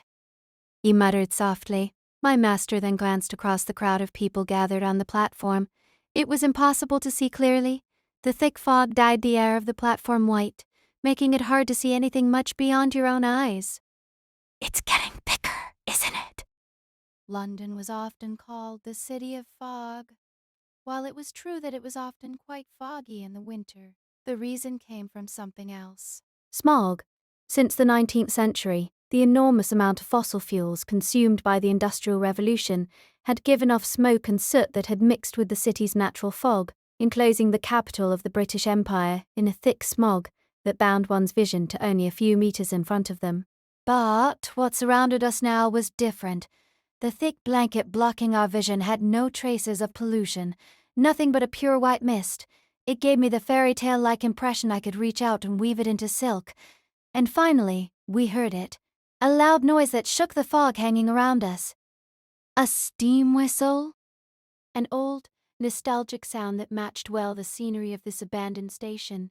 A sound that reached down into the depths of me and made me forget what I knew about modern trains. Light pierced through the fog. Elegant wheels rolled in over the tracks. The main engine soon followed, billowing smoke into the air, and then the rest of it rolled into view. The dark grey, dignified hull made it look like a warship ready to sail through the sea of fog. It reminded me of the legend of the Flying Dutchman, a ship cursed to wander the seas forever. It seemed so out of place. It seemed so absurd. Yet that's what made it such a fitting stage. The gathered magi no doubt looked at it with those same thoughts. The Mystic Eye collecting train, Rail Zeppelin. Part 2. The steam engine came to a gentle stop, and the ornately decorated door opened. Perhaps to match the aesthetic tastes of the owner, it gave the impression of a line of knights standing and saluting. Without the slightest hesitation, my master headed for that door. Coles, his sherry, and I soon followed suit. The scent of fresh fruit wafted out. Within the train car, a large table was placed in the center of the room, stacked high with various colorful fruits. Seated nearby was a man with a white hat. Taking a glossy apple from the table, he took a bite out of it. After chewing for a while, he turned to look at us. But no stavin' vac. You're not a staff member here, are you? Cause, could you not tell just by looking at me? Patting a hand to his stylish white jacket, he spoke smoothly as he rose from his seat. Seeing the man strike a hand to his own chest, Coles tilted his head to the side. I feel like I've seen that before. Something about zombies. At Cole's muttering, the man stuck his hand into his own jacket. Drawing a handgun, he spun it in the air. With a sidelong look at our dumbfounded expressions, he crossed the guns over, threw them in the air, and caught them behind his back. Finally, he snapped into a firing pose. Jeez! Zombie cooking, let's enjoy cooking some zombies to a crisp together today. Sharing the well-practiced line with cheer, he seemed like a well-seasoned performer. Unfortunately, neither I nor my master had any idea who he was. Huh? You don't know me? You don't know Jam Mario's zombie cooking? Sorry, I'm not much of a fan of variety TV. My master's television was reserved exclusively for video games, after all, and within my room the television was mostly just an ornament. The only times I turned it on was to check the weather, or when Flat had lent me another one of his strange movies. Coles, however, had quite the air of excitement. It's a pretty popular program from the London Minor Broadcasting Office. He's always using his twin pistols to gun down zombies while cooking, and the special effects are great. His special technique is using a frying pan to split a zombie's head in two, then frying a 3-pound steak with it, the Gene Mario Buster. Though I couldn't figure out why on earth there needed to be zombies involved in a cooking show, I felt like it was in poor taste to bring that up now. Beyond that, my weakness was more for ghosts or spirits, so zombies weren't something that particularly bothered me. At any rate, as I tried my best to absorb this new information, I couldn't help but mutter. A magus on television? It's not like it's impossible. The Faculty of Botany's Archelot has been playing with the TV media for a while now, after all. As I stared blankly, my master added his own comments, though that seemed to me to be something more fitting for the Faculty of Law. I suppose they didn't have a monopoly on it or anything. Within many different factions there was a desire to control information with their own. The Lord of the Rings, The Case Files of Lord El-Melloi II, by Makoto Sanda, cast by Artale Studio. Please subscribe to our channel if you enjoy listening. Hands, and though other magi might consider it only a mundane affair, what resulted was a situation where magi struggled against each other right near the surface of society. That aside, for a magus to be in charge of such a popular program was certainly out of the ordinary. And you are? My master's gaze went to the other end of the table, where another silent individual sat. Easily into his 70s, he was an old man with extraordinarily dark skin. With an old scar between around his eyebrows, he gave a very mafia-esque impression. Taking a couple of grapes from the bunch in his hand and popping them into his mouth, he whispered, Carabo Frampton, from the Holy Church. Aside from Jamario, everyone immediately tensed up. As the name implied, the Holy Church was an organization of believers that spanned the entire world, using that religion which could be considered universal as its foundation. In many respects, it stood as an enemy to the Magic Association. While the Magic Association strove to control and manage mystery as a whole, the Church aimed to annihilate all mystery that existed outside of its own. Therein lay the conflict.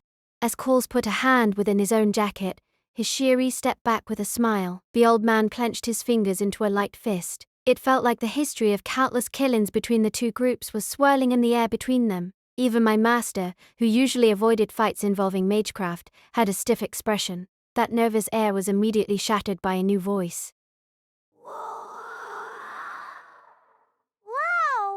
amazing! Even Professor El-Melloi III is here.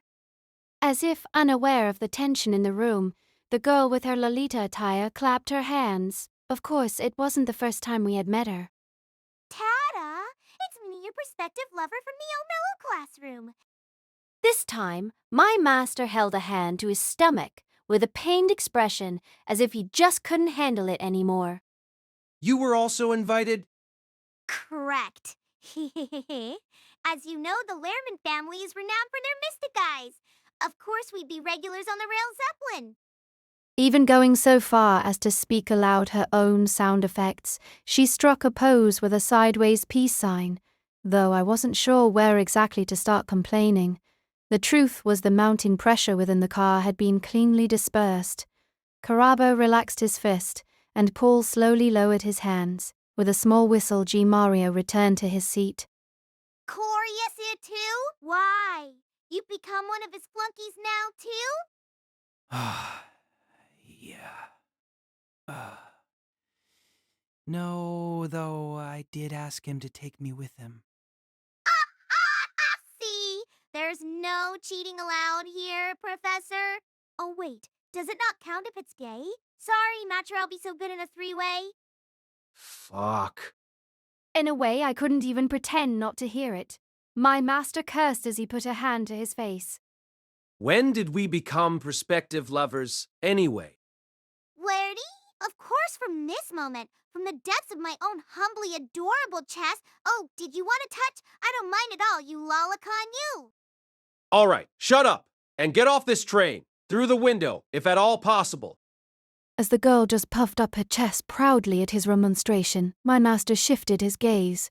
Not to avoid her, though. At some point, a bone-thin man had appeared, wearing a black uniform that must have belonged to the staff of the Rail Zeppelin.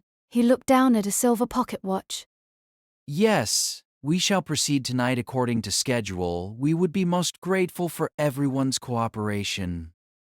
Seeing the noisy magi gathered in the room fall to silence, he nodded in satisfaction. Behind us, the door swung closed. Though slowly, the train began to pick up speed, whisking away the tiny world we now occupied.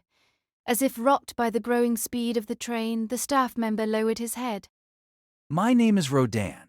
I will be your conductor this evening. My apologies for interrupting your conversation. The man introduced himself, offering the same name as that famous sculptor. Not just us, but it seemed even those who had boarded the train at the other end, like Olga Marie, had also failed to notice his appearance. It was as if he had just appeared out of thin air. With a cough to clear his throat, he continued. This locomotive intends a 3-night, 4-day journey around the country of fog, returning to London at the end. During that time, you will all be permitted to view our collection of mystic eyes, and on the 3rd day an auction will be held for them.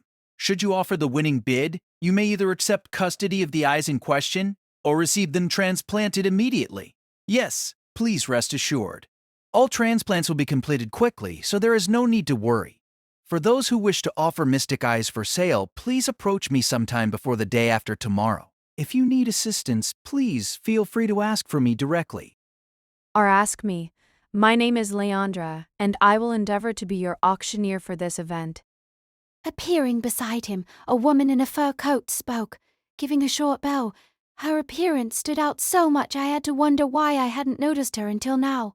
With her hair cut short, she had the figure of a model. Though a strip of leather was wrapped tightly around her eyes, she seemed to function as if she could see just fine. Though, considering how well the Princess of Silver coped with her blindness at Iselma, that fact probably wasn't something especially surprising. But even then, within the moving train, I felt a sense of terror take hold of me. For a place called the Mystic Eye Collecting Train, being guided by someone who chose to seal their own vision seemed hard to stomach. At this point, we would like to guide each of you to your private rooms. Please, follow me. With that, the conductor Rodin bowed once more to us. The room we were led to seemed unexpectedly pleasant. It appeared that for each passenger car, only 2 or 3 passenger rooms were created, giving each a sense of luxury. Though the width of each room was rather limited, the simplistic accommodations offered no sense of claustrophobia. Apparently, the rooms were divided so that each invitation came with one room, as 3 beds were prepared. But I didn't mind that so much. The interior of the room was lit by a gas lamp. Sitting down on the all too luxurious sofa, I pressed my hands to the side of my head. Are you okay, Gray? Ah, yes. We met so many people. My head is spinning a bit. In truth, I felt more like I wanted to scream. Magus from the Faculty of Law Hishiria Dashino, daughter of a Lord Algamarie Asmolite Animosphere, and her attendant Trisha Fellows, the television star Magus, and a bit of a joker Gimerio Spinera, a man working for the Holy Church Carabo Frampton, added to the conductor and auctioneer of the Rail Zeppelin and the El-Melloi classroom Zonavet. I was well past the capacity my head could handle. I suppose if just talking about the number of people, there were more at the party in Iselma, but so many of them here had direct connections to my master and I. Despite being totally unable to remember everything, there was no way I could ignore any of them either. Massaging my temples, I looked out the window. The scenery outside was blanketed in a thick fog. Occasionally, the lights of the distant city would peek through, before being washed away as quickly as they appeared. Despite the archaic appearance, there was little in the way of vibrations within the car, and the sound of powerful steam engine was somewhat comforting.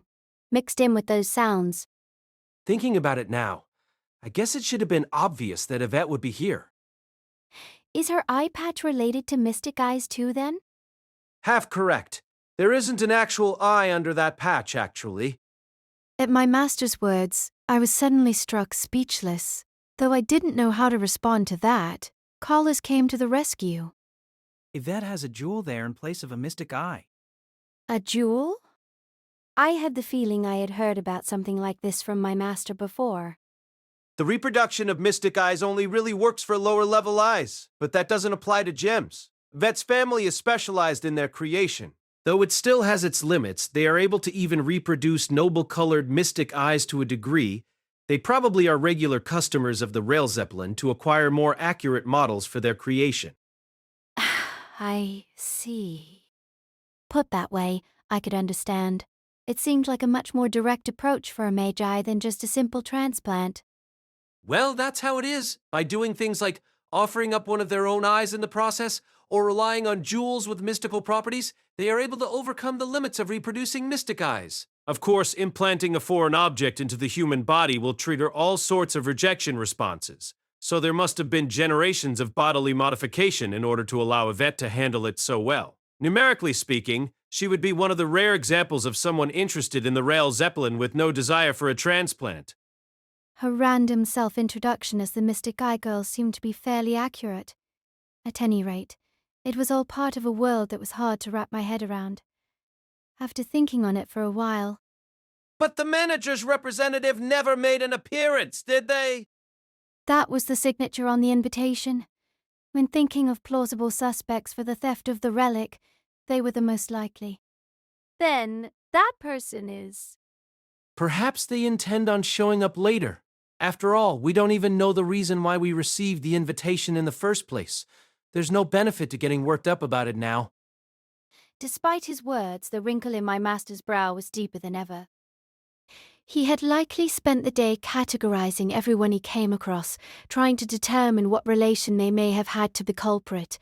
As someone who was unable to wield magecraft of superior quality, his only option was to work his brain to a brutal degree. My master's ability wasn't as some sort of super detective, tuned into the supernatural. Really, it was the exact opposite, combining plain, mundane methods with his tremendous base of knowledge. He used them as a foundation to exercise his extraordinary power of insight. So, in an incident like this one, his brain wouldn't be given even a single moment's rest. Saying not to worry was almost just a bad joke. Though I wanted to say something, I couldn't think of a single thing I could offer him in consolation. Anyways, let's rest now that we have the chance. Taking off the mystic eye-killing glasses, my master lay down on the bed just as he was. Surprisingly quickly, his breathing fell into the steady rhythm of sleep, which I found a little relieving. He must have been exhausted. Even if not, he must have still been feeling the stress of having his relic stolen. I, however, was not able to so easily fall asleep, so I just sat on my bed. Normally, if I wasn't able to sleep, I'd consider bringing out Ad, but I was in no mood to listen to his rowdy self at the moment. At that point, You're really amazing, Gray. What makes you say that? I've just been really anxious, ready to run at a moment's notice. Ever since coming to the clock tower from the backcountry of Germany, everything has just been coming at me non-stop. I mean, I even ended up on the legendary Rail Zeppelin, come down to London all the way from Scandinavia. apparently the Rail Zeppelin mainly travelled around the forests of Northern Europe. Being from Germany, Coles was probably much more familiar with the legend surrounding it. The fact he had asked to come along after hearing about it by chance was likely in part because of that. You seem awfully well composed, though. Back then, before Yvette had come out, you seemed ready to fight in everything. When Karabo had introduced himself as a member of the Holy Church, though his shuri was of course prepared, I hadn't failed to notice Coles readying himself for combat as well. That wasn't something one picked up just by practicing magecraft. It was something that needed a much more complete level of preparedness. In response to that, Coles scratched his head awkwardly. I wasn't composed at all. But what would you call it? When my sister decided to give up her life as a magus, things became rather violent. I guess I collected a bit of experience from that. Is that what you were talking about before we got on the train? Yes. Despite being evaluated as the magus of utmost talent in the history of our family, despite all the expectations that she had been saddled with, she suddenly decided to abandon magecraft altogether, even going so far as to abandon her magic crest. The family was in uproar from top to bottom. Recalling that memory, Cole's eyes narrowed faintly. Even though I was extraordinarily average, I ended up becoming the successor, and even ended up taking the place in the clock tower that had been prepared for her. It was only natural that I was rejected and earned a lot of unjustified anger. No, I guess it was pretty justified. Regardless, there were even attempts on my life because of it. No doubt they thought that if I died, my sister would have no choice but to return. I imagine he wasn't exaggerating when he said there were attempts on his life. I had learned time and again that magi were that kind of creature in the past few months. In the face of the hopes and dreams of numerous generations, the value of a single human life was less than dirt. Seeing my tensed-up posture, Cole's expression suddenly broke. Sorry, maybe that was a bit heavy. No. I understand that kind of situation well. The pain of having everyone around you get whipped up into a frenzy with no regard to your own thoughts or feelings was something I understood quite well, as well as the frustration of being unable to meet those expectations. How much easier would it have been to just discard my own pathetic self and completely become that hero of old? No matter how inexperienced or worthless I even considered myself, why was it so hard to throw that self away? Coles tilted his head to the side, confused. You're the professor's closest disciple, aren't you? But I'm not a magus. I see. He didn't push any further. With the conversation coming to an end, The sounds of the train cars jostling were the only thing left in the room. Strangely, the silence wasn't so awkward. Rocked by the sounds of the car, I vaguely wondered why that was. I see, because Carl's is a lot like my master. Despite his overwhelming mediocrity, despite always being compared to someone that was nothing less than a genius and all the pain that brought, he hadn't given up a single thing. That way of being struck me right to my core. More than seeing a genius who could take to the sky from the start. My heart cried out much stronger for those kind of people. That was probably why. It's okay. You will become strong. Even more than your sister, I'm sure. After all, my master is the one who picked you out. Coles looked back at me with a surprised expression. Is something wrong? No, just, you really trust the professor, don't you? Speaking with a small smile, Cole's words made my breath catch. I had never really thought about that. Guess so. So, though Rail Zeppelin was real, after all, I wonder what my sister would have done. Those last words drifted through the dim light of the room. It seemed he had no intention of continuing the conversation beyond that. Pulling up the blanket on his own bed, Collis turned off the lamp at his bedside. Good night, Gray. Good night. At that, I also pulled up my own blanket. The regular movements of the train seemed to shake loose something within me. The leftover scent of my master's cigar also seemed to calm me down.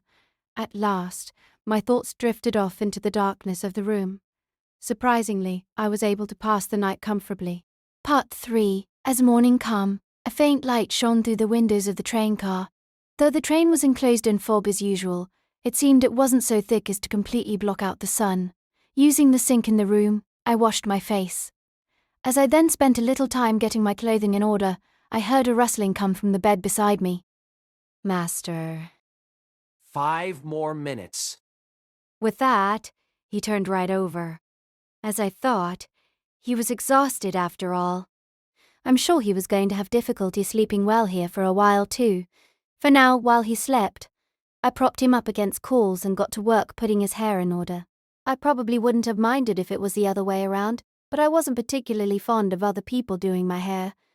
Maybe because it had been so long, but I felt strangely relaxed by having the chance to do his hair again. Master, it's almost time for breakfast. Oh, sorry, Gray. Can you go ahead without me?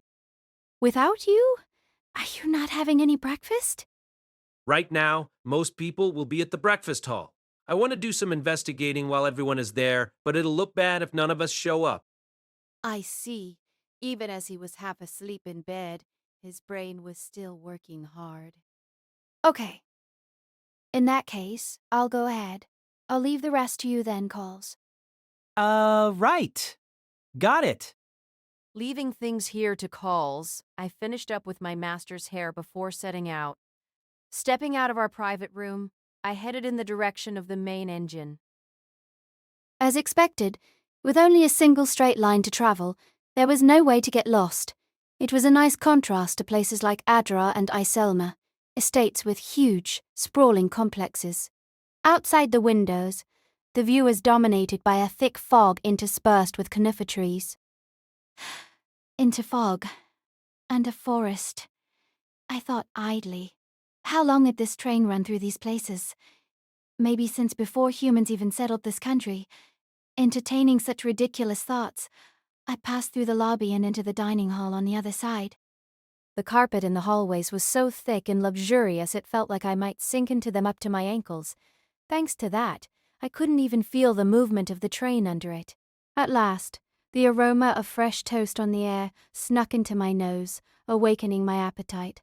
As if pulled forward by that impulse, I opened the door to the dining car. Oh, the disciple. Over here, over here, over here. And was immediately waved down by Yvette, signaling to the open seat beside her. Every once in a while, I couldn't help but feel like she was very similar to Flat. It seemed my master collected all sorts of people like that. The professor always sleeps in, doesn't he? I bet you woke him up and he was just like 5 more minutes, please. You understand him well, don't you? It's my job as his prospective lover, after all. Oh, or because I'm a spy. That reason is fine, too. Unsure of how serious she was being, all I could do was give a vague smile. Regardless of that, something far more disturbing had been set up here. Within the center of the dining room, a transparent tube filled with some sort of liquid was set. Floating in that solution was a pair of eyes. These are the noble-colored mystic eyes of incineration. Standing beside the tube was the woman, her eyes still wrapped in leather. I imagine you know already, but anything that enters the vision of these mystic eyes undergoes spontaneous combustion. They are still in good condition, and the quality of magic circuits inside them is quite high as well. It seems there is a bit of a trick to keeping them under control, as usual. The details and price estimates are recorded in your catalogs. On the table, along with the toast and jam that was set up for our breakfast, a number of hardcover books were also laid out. They must have been a preview of what was to come. I strangely started to feel like this was a real auction after all, though being watched by a pair of disembodied eyes floating in a tank while we ate breakfast was a bit off-putting. I was pretty okay with such grotesque sights if I was just looking at them. It actually caused somewhat of a problem when I went to see a horror movie with Rains. I felt kind of bad since I didn't know exactly how I was supposed to react.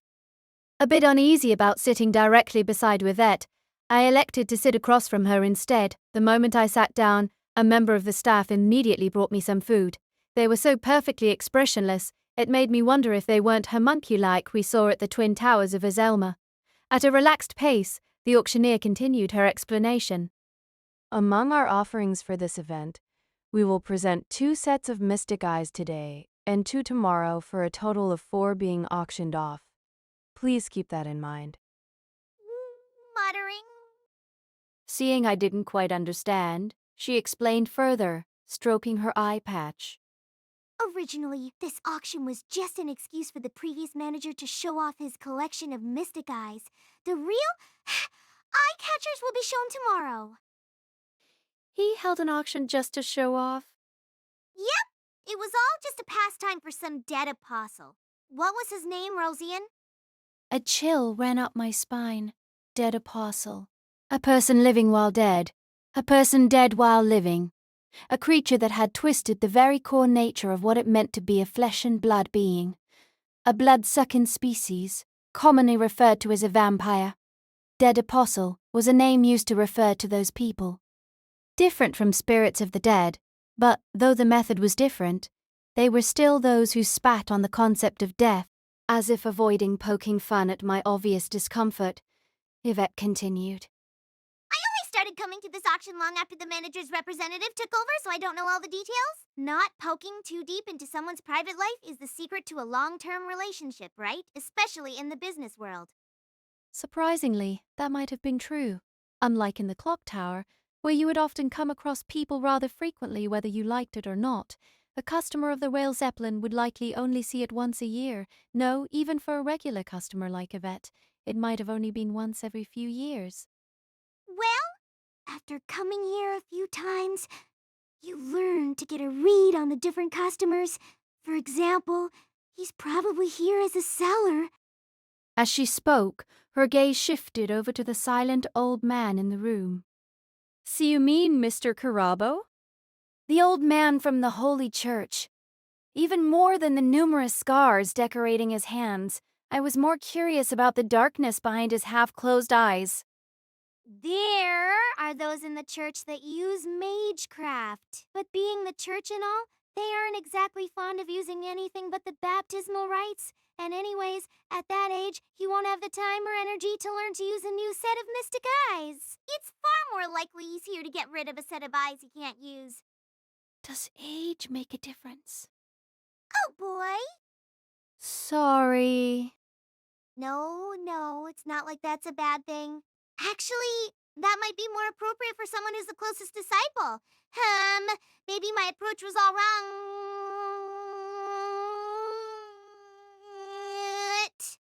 Crossing her arms, Yvette nodded to herself. After a moment, she started speaking again.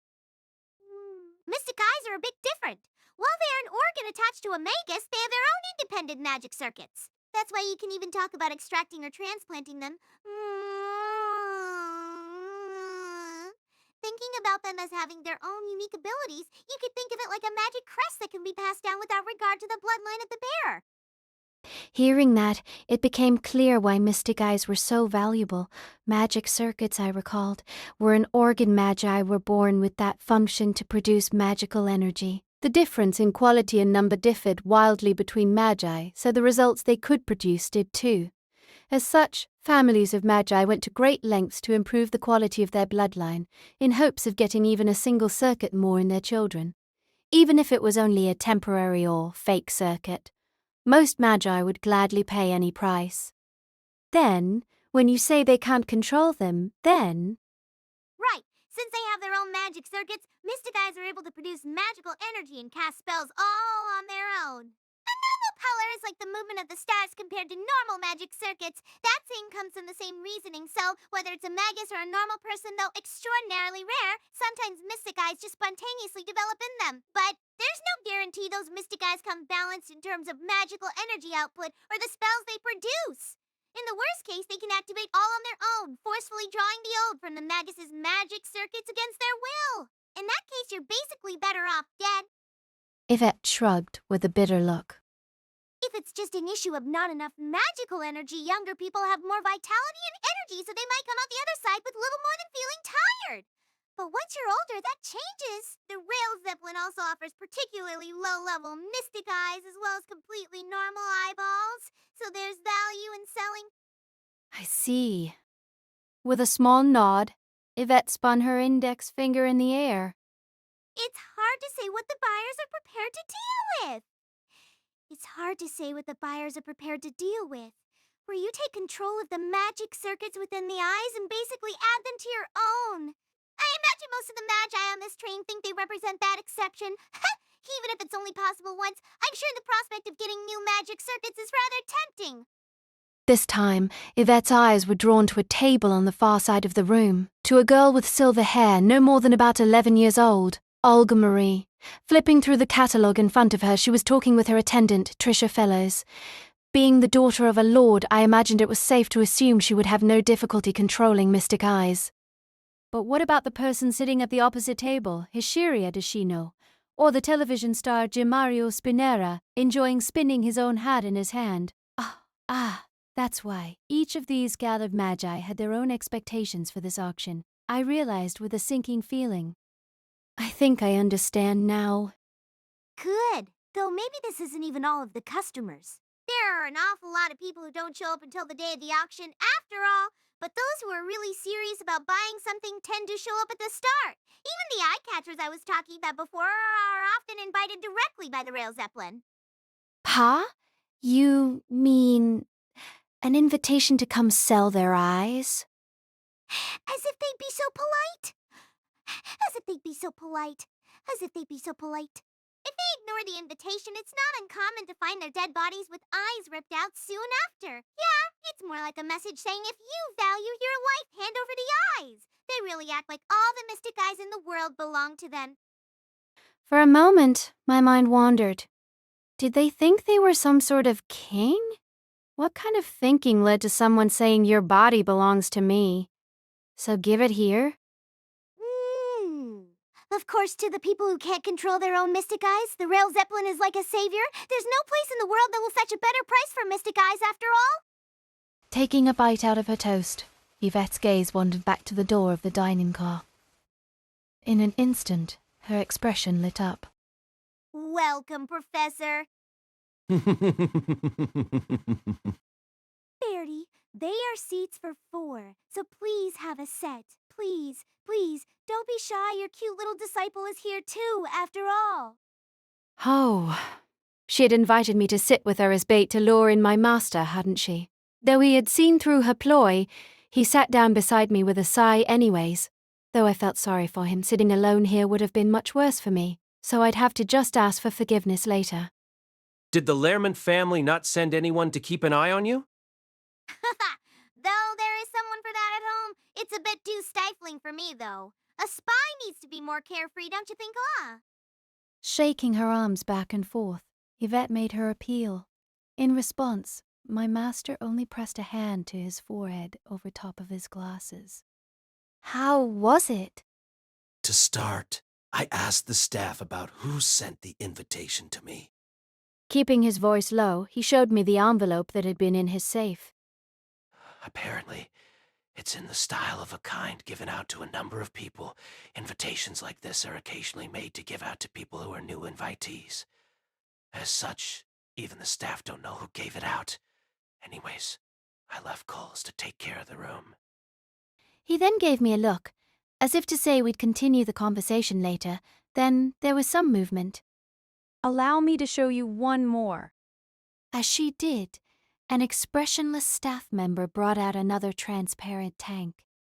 Mystic Eyes of Plunder. At the same time, a new page suddenly appeared in the catalog in front of us. As a photo of the eyes and a detailed description appeared on the page, the auctioneer continued. As the name implies, they are mystic eyes that steal the life force of those it sees. They're ranked gold. Unfortunately, due to their age, we must apologize for their current condition. However, due to their nature, there is a possibility they will strike back against their owner. In previous auctions, the past 2 individuals who received these eyes were brought to the point of death within 3 years, and our staff were forced to extract them. If you intend to bid on them, please review the limits of liability stated within the contract. In contrast to the almost bored tone with which the auctioneer spoke, a ripple of unease passed through the magi gathered in the dining car. Even my master was covering his mouth with a suspicious look in his eyes. Perhaps that should be expected of the Rail Zeppelin. Are they that impressive? Even the mystic eyes of incineration they had up before were quite the find. Yvette's lone eye was sparkling, seeing my face, which must have looked all sorts of confused. She moved a finger as she explained. Will! See, even Miss Algemery over there is starting to look a little pale, don't you think? Because among the noble colors, gold is ranked pretty highly? Higher than the normal noble colors. The kind of thing that will earn a sealing designation with one wrong step? Hearing that familiar word, I blurted out again. Sealing designation? Like Miss Tuco's? Yes! With the clock tower's tools and techniques, you can't guarantee they'll stop at just removing the mystic eyes. It's far easier for them just to seal away the whole person. For a person with mystic eyes that will never be reproduced again, they don't belong to just them but to the entire magic association. Or so the reasoning goes. My master explained, closing one eye. No doubt, the hardness in his voice was a sign of his distaste with that particular policy. And with a terribly serious expression, he added one more thing. Above that is the jewel level of mystic eyes, but at that point you're getting into the territory of things whose existence can't even be verified. Though it's said one of the lords at the top of their faction may be hiding some away. I guess the Rail Zeppelin is trying to drum up some notoriety for itself. No, Professor. Even I would never have expected a gold rank set of eyes to come out second. They must have something really impressive to follow this. At this rate, they may even have a jewel rank set of eyes to show off. At that point, Yvette was cut off. What about rainbow rank? Olga Maria's mate Animasphere stood up. Despite her young age, her dignified figure was filled with an ambition that made the other magi seem pale in comparison. What do you mean? Just what I said. Despite the confident glare she leveled at the auctioneer, her words came out calm and composed. If this is the Rail Zeppelin, you should have the highest rank of rainbow eyes here, right? For example, the mystic eyes of depth perception that were found in the Far East. This time, calling it a ripple of unease wouldn't even begin to cover it. The sharp sound of a chair crashing to the floor filled the room as someone jumped from their seat. And of all people, it was the magus from the Faculty of Law Hishiria Deshino. Confused Kentrap and mystic eyes of death perception. It was an unfamiliar name. But I did understand that the interest of the gathered magi had been snared well before that, at the mention of rainbow-ranked eyes, the highest rank.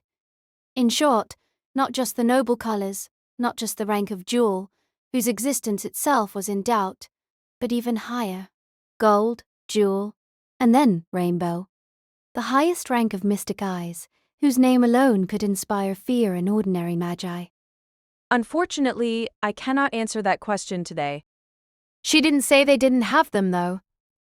Just that they wouldn't be displayed here today. As if gazed upon by the Medusa itself, the gathered magi stiffened surprisingly. Even Hishiria Deshino was no exception, returning to her seat clumsily, in the strange atmosphere now filling the dining car. Muttering, I see. Her lone eye had an unusual shine to it. This is the first time I've seen Animosphere here. I guess they are after something in particular. Things seem to be getting interesting. Finally, she whispered. But is there really such things as the mystic eyes of Death's perception? And even if there were, would that even still be considered mystic eyes? I wonder. Part 4. That event marked the end of the breakfast preview. The gathered people in the dining car split off into their small groups and left. No discussion of what had just occurred forthcoming. After gathering a few pieces of food for Coles into a basket, my master and I also left the dining car. Between the dining car and the guest rooms was an entire car reserved for the lobby. Though the soft carpet and leather sofas had not changed in the slightest, a bizarre sense of dread made my skin crawl. It wasn't magical energy, nor was it a sense of hostility. But after seeing those mystic eyes floating in their tanks, the entire train had gained a sinister feel. Even breathing caused a pain in my chest. Following my master's footsteps, I raised my gaze. Collis was standing in the middle of the hallway. Professor Gray, you look pale. Is something wrong? No, not at all. I'm just not feeling that great. Seeing his kind expression, I immediately felt relieved. But at the same time, it made me feel like he wasn't well suited to the environment of the clock tower. Perhaps he had the mind of a magus, but I couldn't help but feel like there was a better place out there for him. No problem then, I guess. Professor! Someone slipped this in through the door. He said, holding out a white envelope. A letter? Yes, I opened the door immediately, but there was already no one in sight. Sorry. No, that's fine. If that's how they were making contact, they were probably using a temporary familiar or something similar to deliver it anyways. I doubt they cared if it got caught. So saying, he tore open the envelope. Reading the contents, his hands went stiff. We are most honored that you heeded our invitation, it began. With an opening like that, it was hard to imagine that it came from just a single person. Master. Yes, it's probably from the thief. He nodded, a frigid expression on his face. It looked like he was trying to freeze solid the roiling, uncontrollable emotions inside. First of all, let's analyze this thoroughly. Lord El-Melloi II. A bright voice stopped us before we could leave. When we turned, the one who had gathered the attention of all the magi earlier was standing there. Miss Olga Marie. The silver-haired daughter of Lord Animosphere gazed back at us. She reminded me somewhat of a cat, for some reason. Though they were both children of the same high society, she had a much different air than Luvia Golita Edelfelt. If Luvia was like a jewel found deep within the earth, extracted and polished with great effort to perfection, this girl was like an Abyssinian cat, sitting by and watching the history of the nobles unfold together with them. I have something to discuss with you. Unfortunately, I'm not sure I'm capable of discussing things on your level. Besides, I believe you told me there would be no exchange of information? The situation has changed. Besides, you are the most capable person in the clock tower in this regard. Though he made an effort to relax his hands as he dropped them to his side, it wasn't long before they started trembling again. As if reciting some ancient spell, Olgamari continued. After all, it's about the Holy Grail War. Rainbow rank mystic eyes. Really? As one might expect, the kimono-clad woman was still half in disbelief. No, it would be better to say she was 90% sure it was impossible. Even for her within the faculty of law, mystic eyes of the rainbow rank existed only in rumor. But that was just all the more reason she had to make sure. If they could be proven to exist, that could be shock enough to disrupt the balance of the entire clock tower. No. The real problem is what kind of magecraft operates within them, right? Noble colors. In general, the extent of their abilities was characterized by their long list of titles: restraint, compulsion, contract, incineration, illusion, jinx. These specialties of mystic eyes all, in some way or other, intervened in the fates of others. However, eyes ranked gold or higher often held great magics that had long since been lost to the modern era. For jewel and rainbow ranks, it could be assumed that they didn't just possess powerful magecraft, but instead could actualize mysteries that were otherwise entirely impossible to replicate in any era. They could be said to be an exercise of the authority of the divine. Thoughtful conceptive mystic eyes of death perception actually exist, maybe as the authority of Balor. Though Hishiri herself had no idea if such eyes actually existed. However, if the rumors she had overheard had any truth to them, then conjecture was possible. In short, the ability to invoke death with a single glance. All things had their individual flaws. Nothing in the world could be said to be a perfect creation. Drawing those flaws to the surface was the symbol of that absurd power, possessed by the god Balor of Celtic myth. The gathered source crests and powerful mystic codes owned by the 12 families of the clock tower couldn't compare. To think you'd get caught up in something like this again. Is your plan to cut down all the remaining mystery in the world, Lord El-Melloi the time? Closing the door of the room, my master led his two guests to the sofa. Of course, that meant there was no room left for Coles or myself, so we sat down on the bed nearby. Originally, the room was only designed to accommodate 3 people, so even though half the train car was reserved for our room, with 5 people inside it began to feel a little cramped. After seating his guests, my master lowered himself into an armchair before speaking. What interest do you have in the Holy Grail War? Though he tried to keep things smooth, there was a hardness to his voice. In response, Olga Marie's attendant, Trisha Fellows, reset her glasses. When the previous Lord El-Melloi became a topic of discussion, the Animosphere family also collected its share of information. 10 years ago, the 4th Holy Grail War. The previous Lord El-Melloi, Kenneth El-Melloi Archibald, lost his life in that battle. Or in other words, the battle in which the current Lord El-Melloi II, the battle in which my master came out alive. Had the Animosphere family been watching my master since then? Or perhaps, since even earlier, it was to be expected as a fellow lord that they would be watching Mr. Kenneth's activities. But even then I couldn't suppress the shiver running down my spine. I felt like, in a small way, I had come into contact with the true nature of the clock tower. And here I thought that the Animospheres had no interest in anything besides the movements of the stars they watched from their mountain. This is yet another one of those stars. Her sharp amber eyes glared up at him. Rather than an appraising look, it was more like a challenging one. And anyways, that kind of news was big enough to reach us even on our mountain. That the successor of the El-Melloi name intends on participating in the fight that killed his predecessor. The 5th Holy Grail War is only 2 months away. You must have requested to the clock tower to be sent, right? Though it seems my application has been rejected. Though the clock tower was given 2 places in this Holy Grail War, it seems they have been taken by Galliasta and the Sealing Designation Office. Of course I knew Atrum Galliasta. The Sealing Designation Office must have been the organization of Magi responsible for capturing those who had earned a sealing designation, since they were chosen not for their ability in magecraft, but for their ability in combat to hunt down renegade Magi. Something like the Holy Grail War must have been perfect for them. Even so, you still applied. It seems you're obsessed with the suspicious-looking wish granter. I wonder. That's not right, is it? It seems they found some way of making big heroic spirits, but this is still the Far East we're talking about. There's no way a magical backwater like them made such a super high-class ritual. Her eyes then narrowed as she folded her second arm. In that case, it makes more sense if your objective is the ritual itself.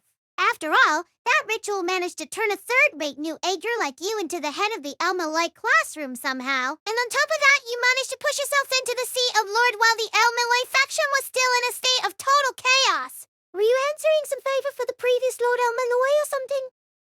Unfortunately, I wasn't present for Professor Kenneth's last moments. Right up until the end, he thought I was a hopeless fool, I'm afraid. It was all I could do to keep my mouth shut. To think they had kept such a detailed eye on my master. Thinking back to what Tram Galliasta said as well, it seemed the clock tower had determined he was more than an ordinary person in their investigation. It wasn't all that surprising, since Rhinus had said as much earlier, but despite his philosophical view of things, it seemed he didn't think of himself in that way at all. Anyways, you want to participate in the Holy Grail War again? Are you that desperate to make up for your loss last time? If that's the way you want to look at it, that's fine with me, but is that what you really wanted to talk about? No, just making sure I have the situation right. If you don't like it, you can pretend I'm just talking to myself. Waving a hand around, Olga Marie continued. If my speculation is mostly correct, then the reason you came to the Rail Zeppelin was to gather resources for another Holy Grail war, right? If you can't get one of the clock tower spots, you'll just have to go as a free agent. If that's the case, there's no way you can just barge in with some powerful mystic hub like the previous Lord El-Melloi did. I'm kind of amazed at how he went in guns blazing, throwing the El-Melloi family's assets around like they were nothing. A properly huge number of jewels and minerals for a member of Kishur, a careless number of evil spirits, even for a member of Eulephus, and even 3 mystic furnaces made specifically for lords. And he lost all of it when someone just destroyed the whole building. Just hearing about it made me shudder. Even as strong as the El-Melloi faction was at that time, it seemed they were on the way to their end already. Oh, I could do is watch them dumbly. The cautious way she proceeded seemed somehow familiar to me. Rhines is like that too. Or perhaps that was the way Rhinus used to live in the clock tower. I didn't meet her until after she had had a long relationship with my master. Or maybe it was better to say after she had pushed herself on him. Exactly, is that why Rhinus doesn't want to let him go? I still held the card and cell phone Rhinus had given to me in secret. Though we had lost reception since the train departed, if things went as planned, I should have reception again once the auction actually started. I felt a little bit relieved, because if she wasn't willing to let him go yet, that meant things were still all right. I felt like if that wasn't the case, then my master would end up disappearing somewhere. You seem to know an awful lot. I never would have thought Animisphere was so interested in the outside world. Looking outside the planet and looking at the surface follows the same underlying principle. But if my speculation is correct, I thought it might not be impossible for us to cooperate. Cooperate. At the very least, it sounds nice. Doesn't it? After all, we Animisphere are members of the aristocratic faction, just like you are. Aristocratic. My master's lips turned slightly. I'm sure he must have had his own feelings about the factional warfare within the clock tower. For starters, even if the El-Melloi family itself was aligned with the aristocratic faction, my master's own birth and methods felt much more in line with the principles of the democratic faction. That was likely why Valileta felt it was possible to pull him to their side. Once again, Olga Marie glared at my master. At the very least, if your goal is just to collect weapons, you probably aren't much interested in rainbow eyes, are you? If that's the case, our goals here don't conflict. What makes you say that? We're talking about mystic eyes of a legendary caliber, something that even the other lords of the clock tower probably don't possess. Even if we don't know their specific abilities, anyone would be interested in acquiring them, don't you think? As such, even without knowing what they do, being rainbow rank puts them at a suitably legendary price. I can't imagine the El-Melloi family as it is now can hope to compete on that level financially. How blunt. My master shrugged with a bitter smile, but there was no sense of displeasure to his demeanor. It seemed he really did prefer dealing with people like this. At the very least, it may have just been easier not having to worry about hidden meanings being each and every word. In short, you actually believe that rainbow eyes are going to be put on display here. Do you have some information that led to that conclusion? I can't imagine a leak from the Rail Zeppelin itself. For a while, Olga Marie was silent. After exchanging a look with her attendant, she spoke again. Okay, Trisha. This whole thing will go smoother if we at least shared this much. Understood. The truth is, I saw them myself. Removing her glasses, she bared her beautiful eyes. No, perhaps it was just the lively glimmer from deep within them that drew our attention. Seeing that bizarre shine, I couldn't help but feel like I'd seen something similar not long ago. But as I thought that, she began to speak extremely slowly. Ah, perfect. Mr. El-Melloi II, would you raise your right hand for me? Like this? Without any hesitation, my master raised his right hand from where he was seated. Yes, for 8 more seconds, if you would. 7, 6, 5, 4. Wow. Beside me, Cole suddenly collapsed. As if overwhelmed by what he was watching, he slipped and fell off the bed. As he fell, one of his flailing hands struck an empty kettle near his pillow, causing it to fly through the air. As if part of some choreographed experiment, the kettle drew a perfect arc in the empty space of the room, coming to rest perfectly against my master's raised hand. After staring at the kettle in silence for a while, my master finally spoke again. Mystic eyes? I see. In a broad sense, yes. My eyes have the ability to predict the future. The future? Just like it sounds. Eyes of foresight. Just as Trisha explained, in a broad sense, they can be considered mystic eyes. Mystic eyes. In a narrow sense, they projected a spell outwards, as was the case of eyes of incineration or charm. Receptive types of mystic eyes, like those of foresight or hindsight, were not always included in that definition. Though he continued explaining, most of it was lost on me. The only thing I could think of, as I felt like I was swallowing a stone, was that there was one more. Someone who could see that which should not be seen. In a way, a person whose senses were connected to a different world. Something completely different than the abilities long bought and sold at the Rail Zeppelin. About 3 months ago, I saw Mystic Eyes of the Rainbow rank being put on display at the Rail Zeppelin's current auction. You saw! Reaching a result before reason is taken into account. That sounds very much like foresight. But predictive foresight is rather unstable. At most, it tells us no more than that such a thing is possible. That's why I tried to confirm it earlier, and even an absurd claim like that wasn't denied by the auctioneer. Everyone is probably thinking about that now. This time, my master went quiet, remembering back when she asked us if we were aiming after any particular set of mystic eyes before we got on the train. It seemed the straightforward method of questioning was a habit of hers. Though it seemed careless to me, it may have been unexpectedly effective in a place like the clock tower, usually so wrapped up in its own intrigue. At the very least, it would make it easy to divide one's friends from their foes. I see. And so, you came here to make contact once more. If you can be sure our goals don't conflict, both of our burdens will be eased. So what kind of cooperation were you looking for? If the rainbow eyes really come out for auction, and some other idiot puts a bid in for them, I want you to bid as well. Oh? Even though you were so sure we had no such money?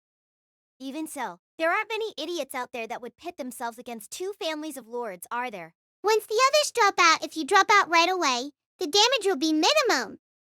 In other words, she didn't care about his money, just his authority. I could understand that line of reasoning. Though in my master's case it wasn't so clear-cut, the title of Lord in the Clock Tower was not just a showy crown. Though one would normally be enough, the thought of earning the ire of 2 such families at once is something anyone, full or not, would want to avoid. If possible, I'd also like you to bid aggressively on the other mystic eyes to try and exhaust the other's resources. But that's probably asking too much. From the El-Melloi's perspective, this is a good way to put us in your debt without spending a penny, don't you think? Though her words seemed to be the height of arrogance, my master responded without showing a hint of emotion. I can't promise anything, but at the very least, I understand your request. No promises, but, even with just that, it seemed the Animospheres were satisfied. As Olga Marie nodded and made to take her leave, she was stopped. What is it, Trisha? I have something to discuss with Mr. El-Melloi II. Is that okay?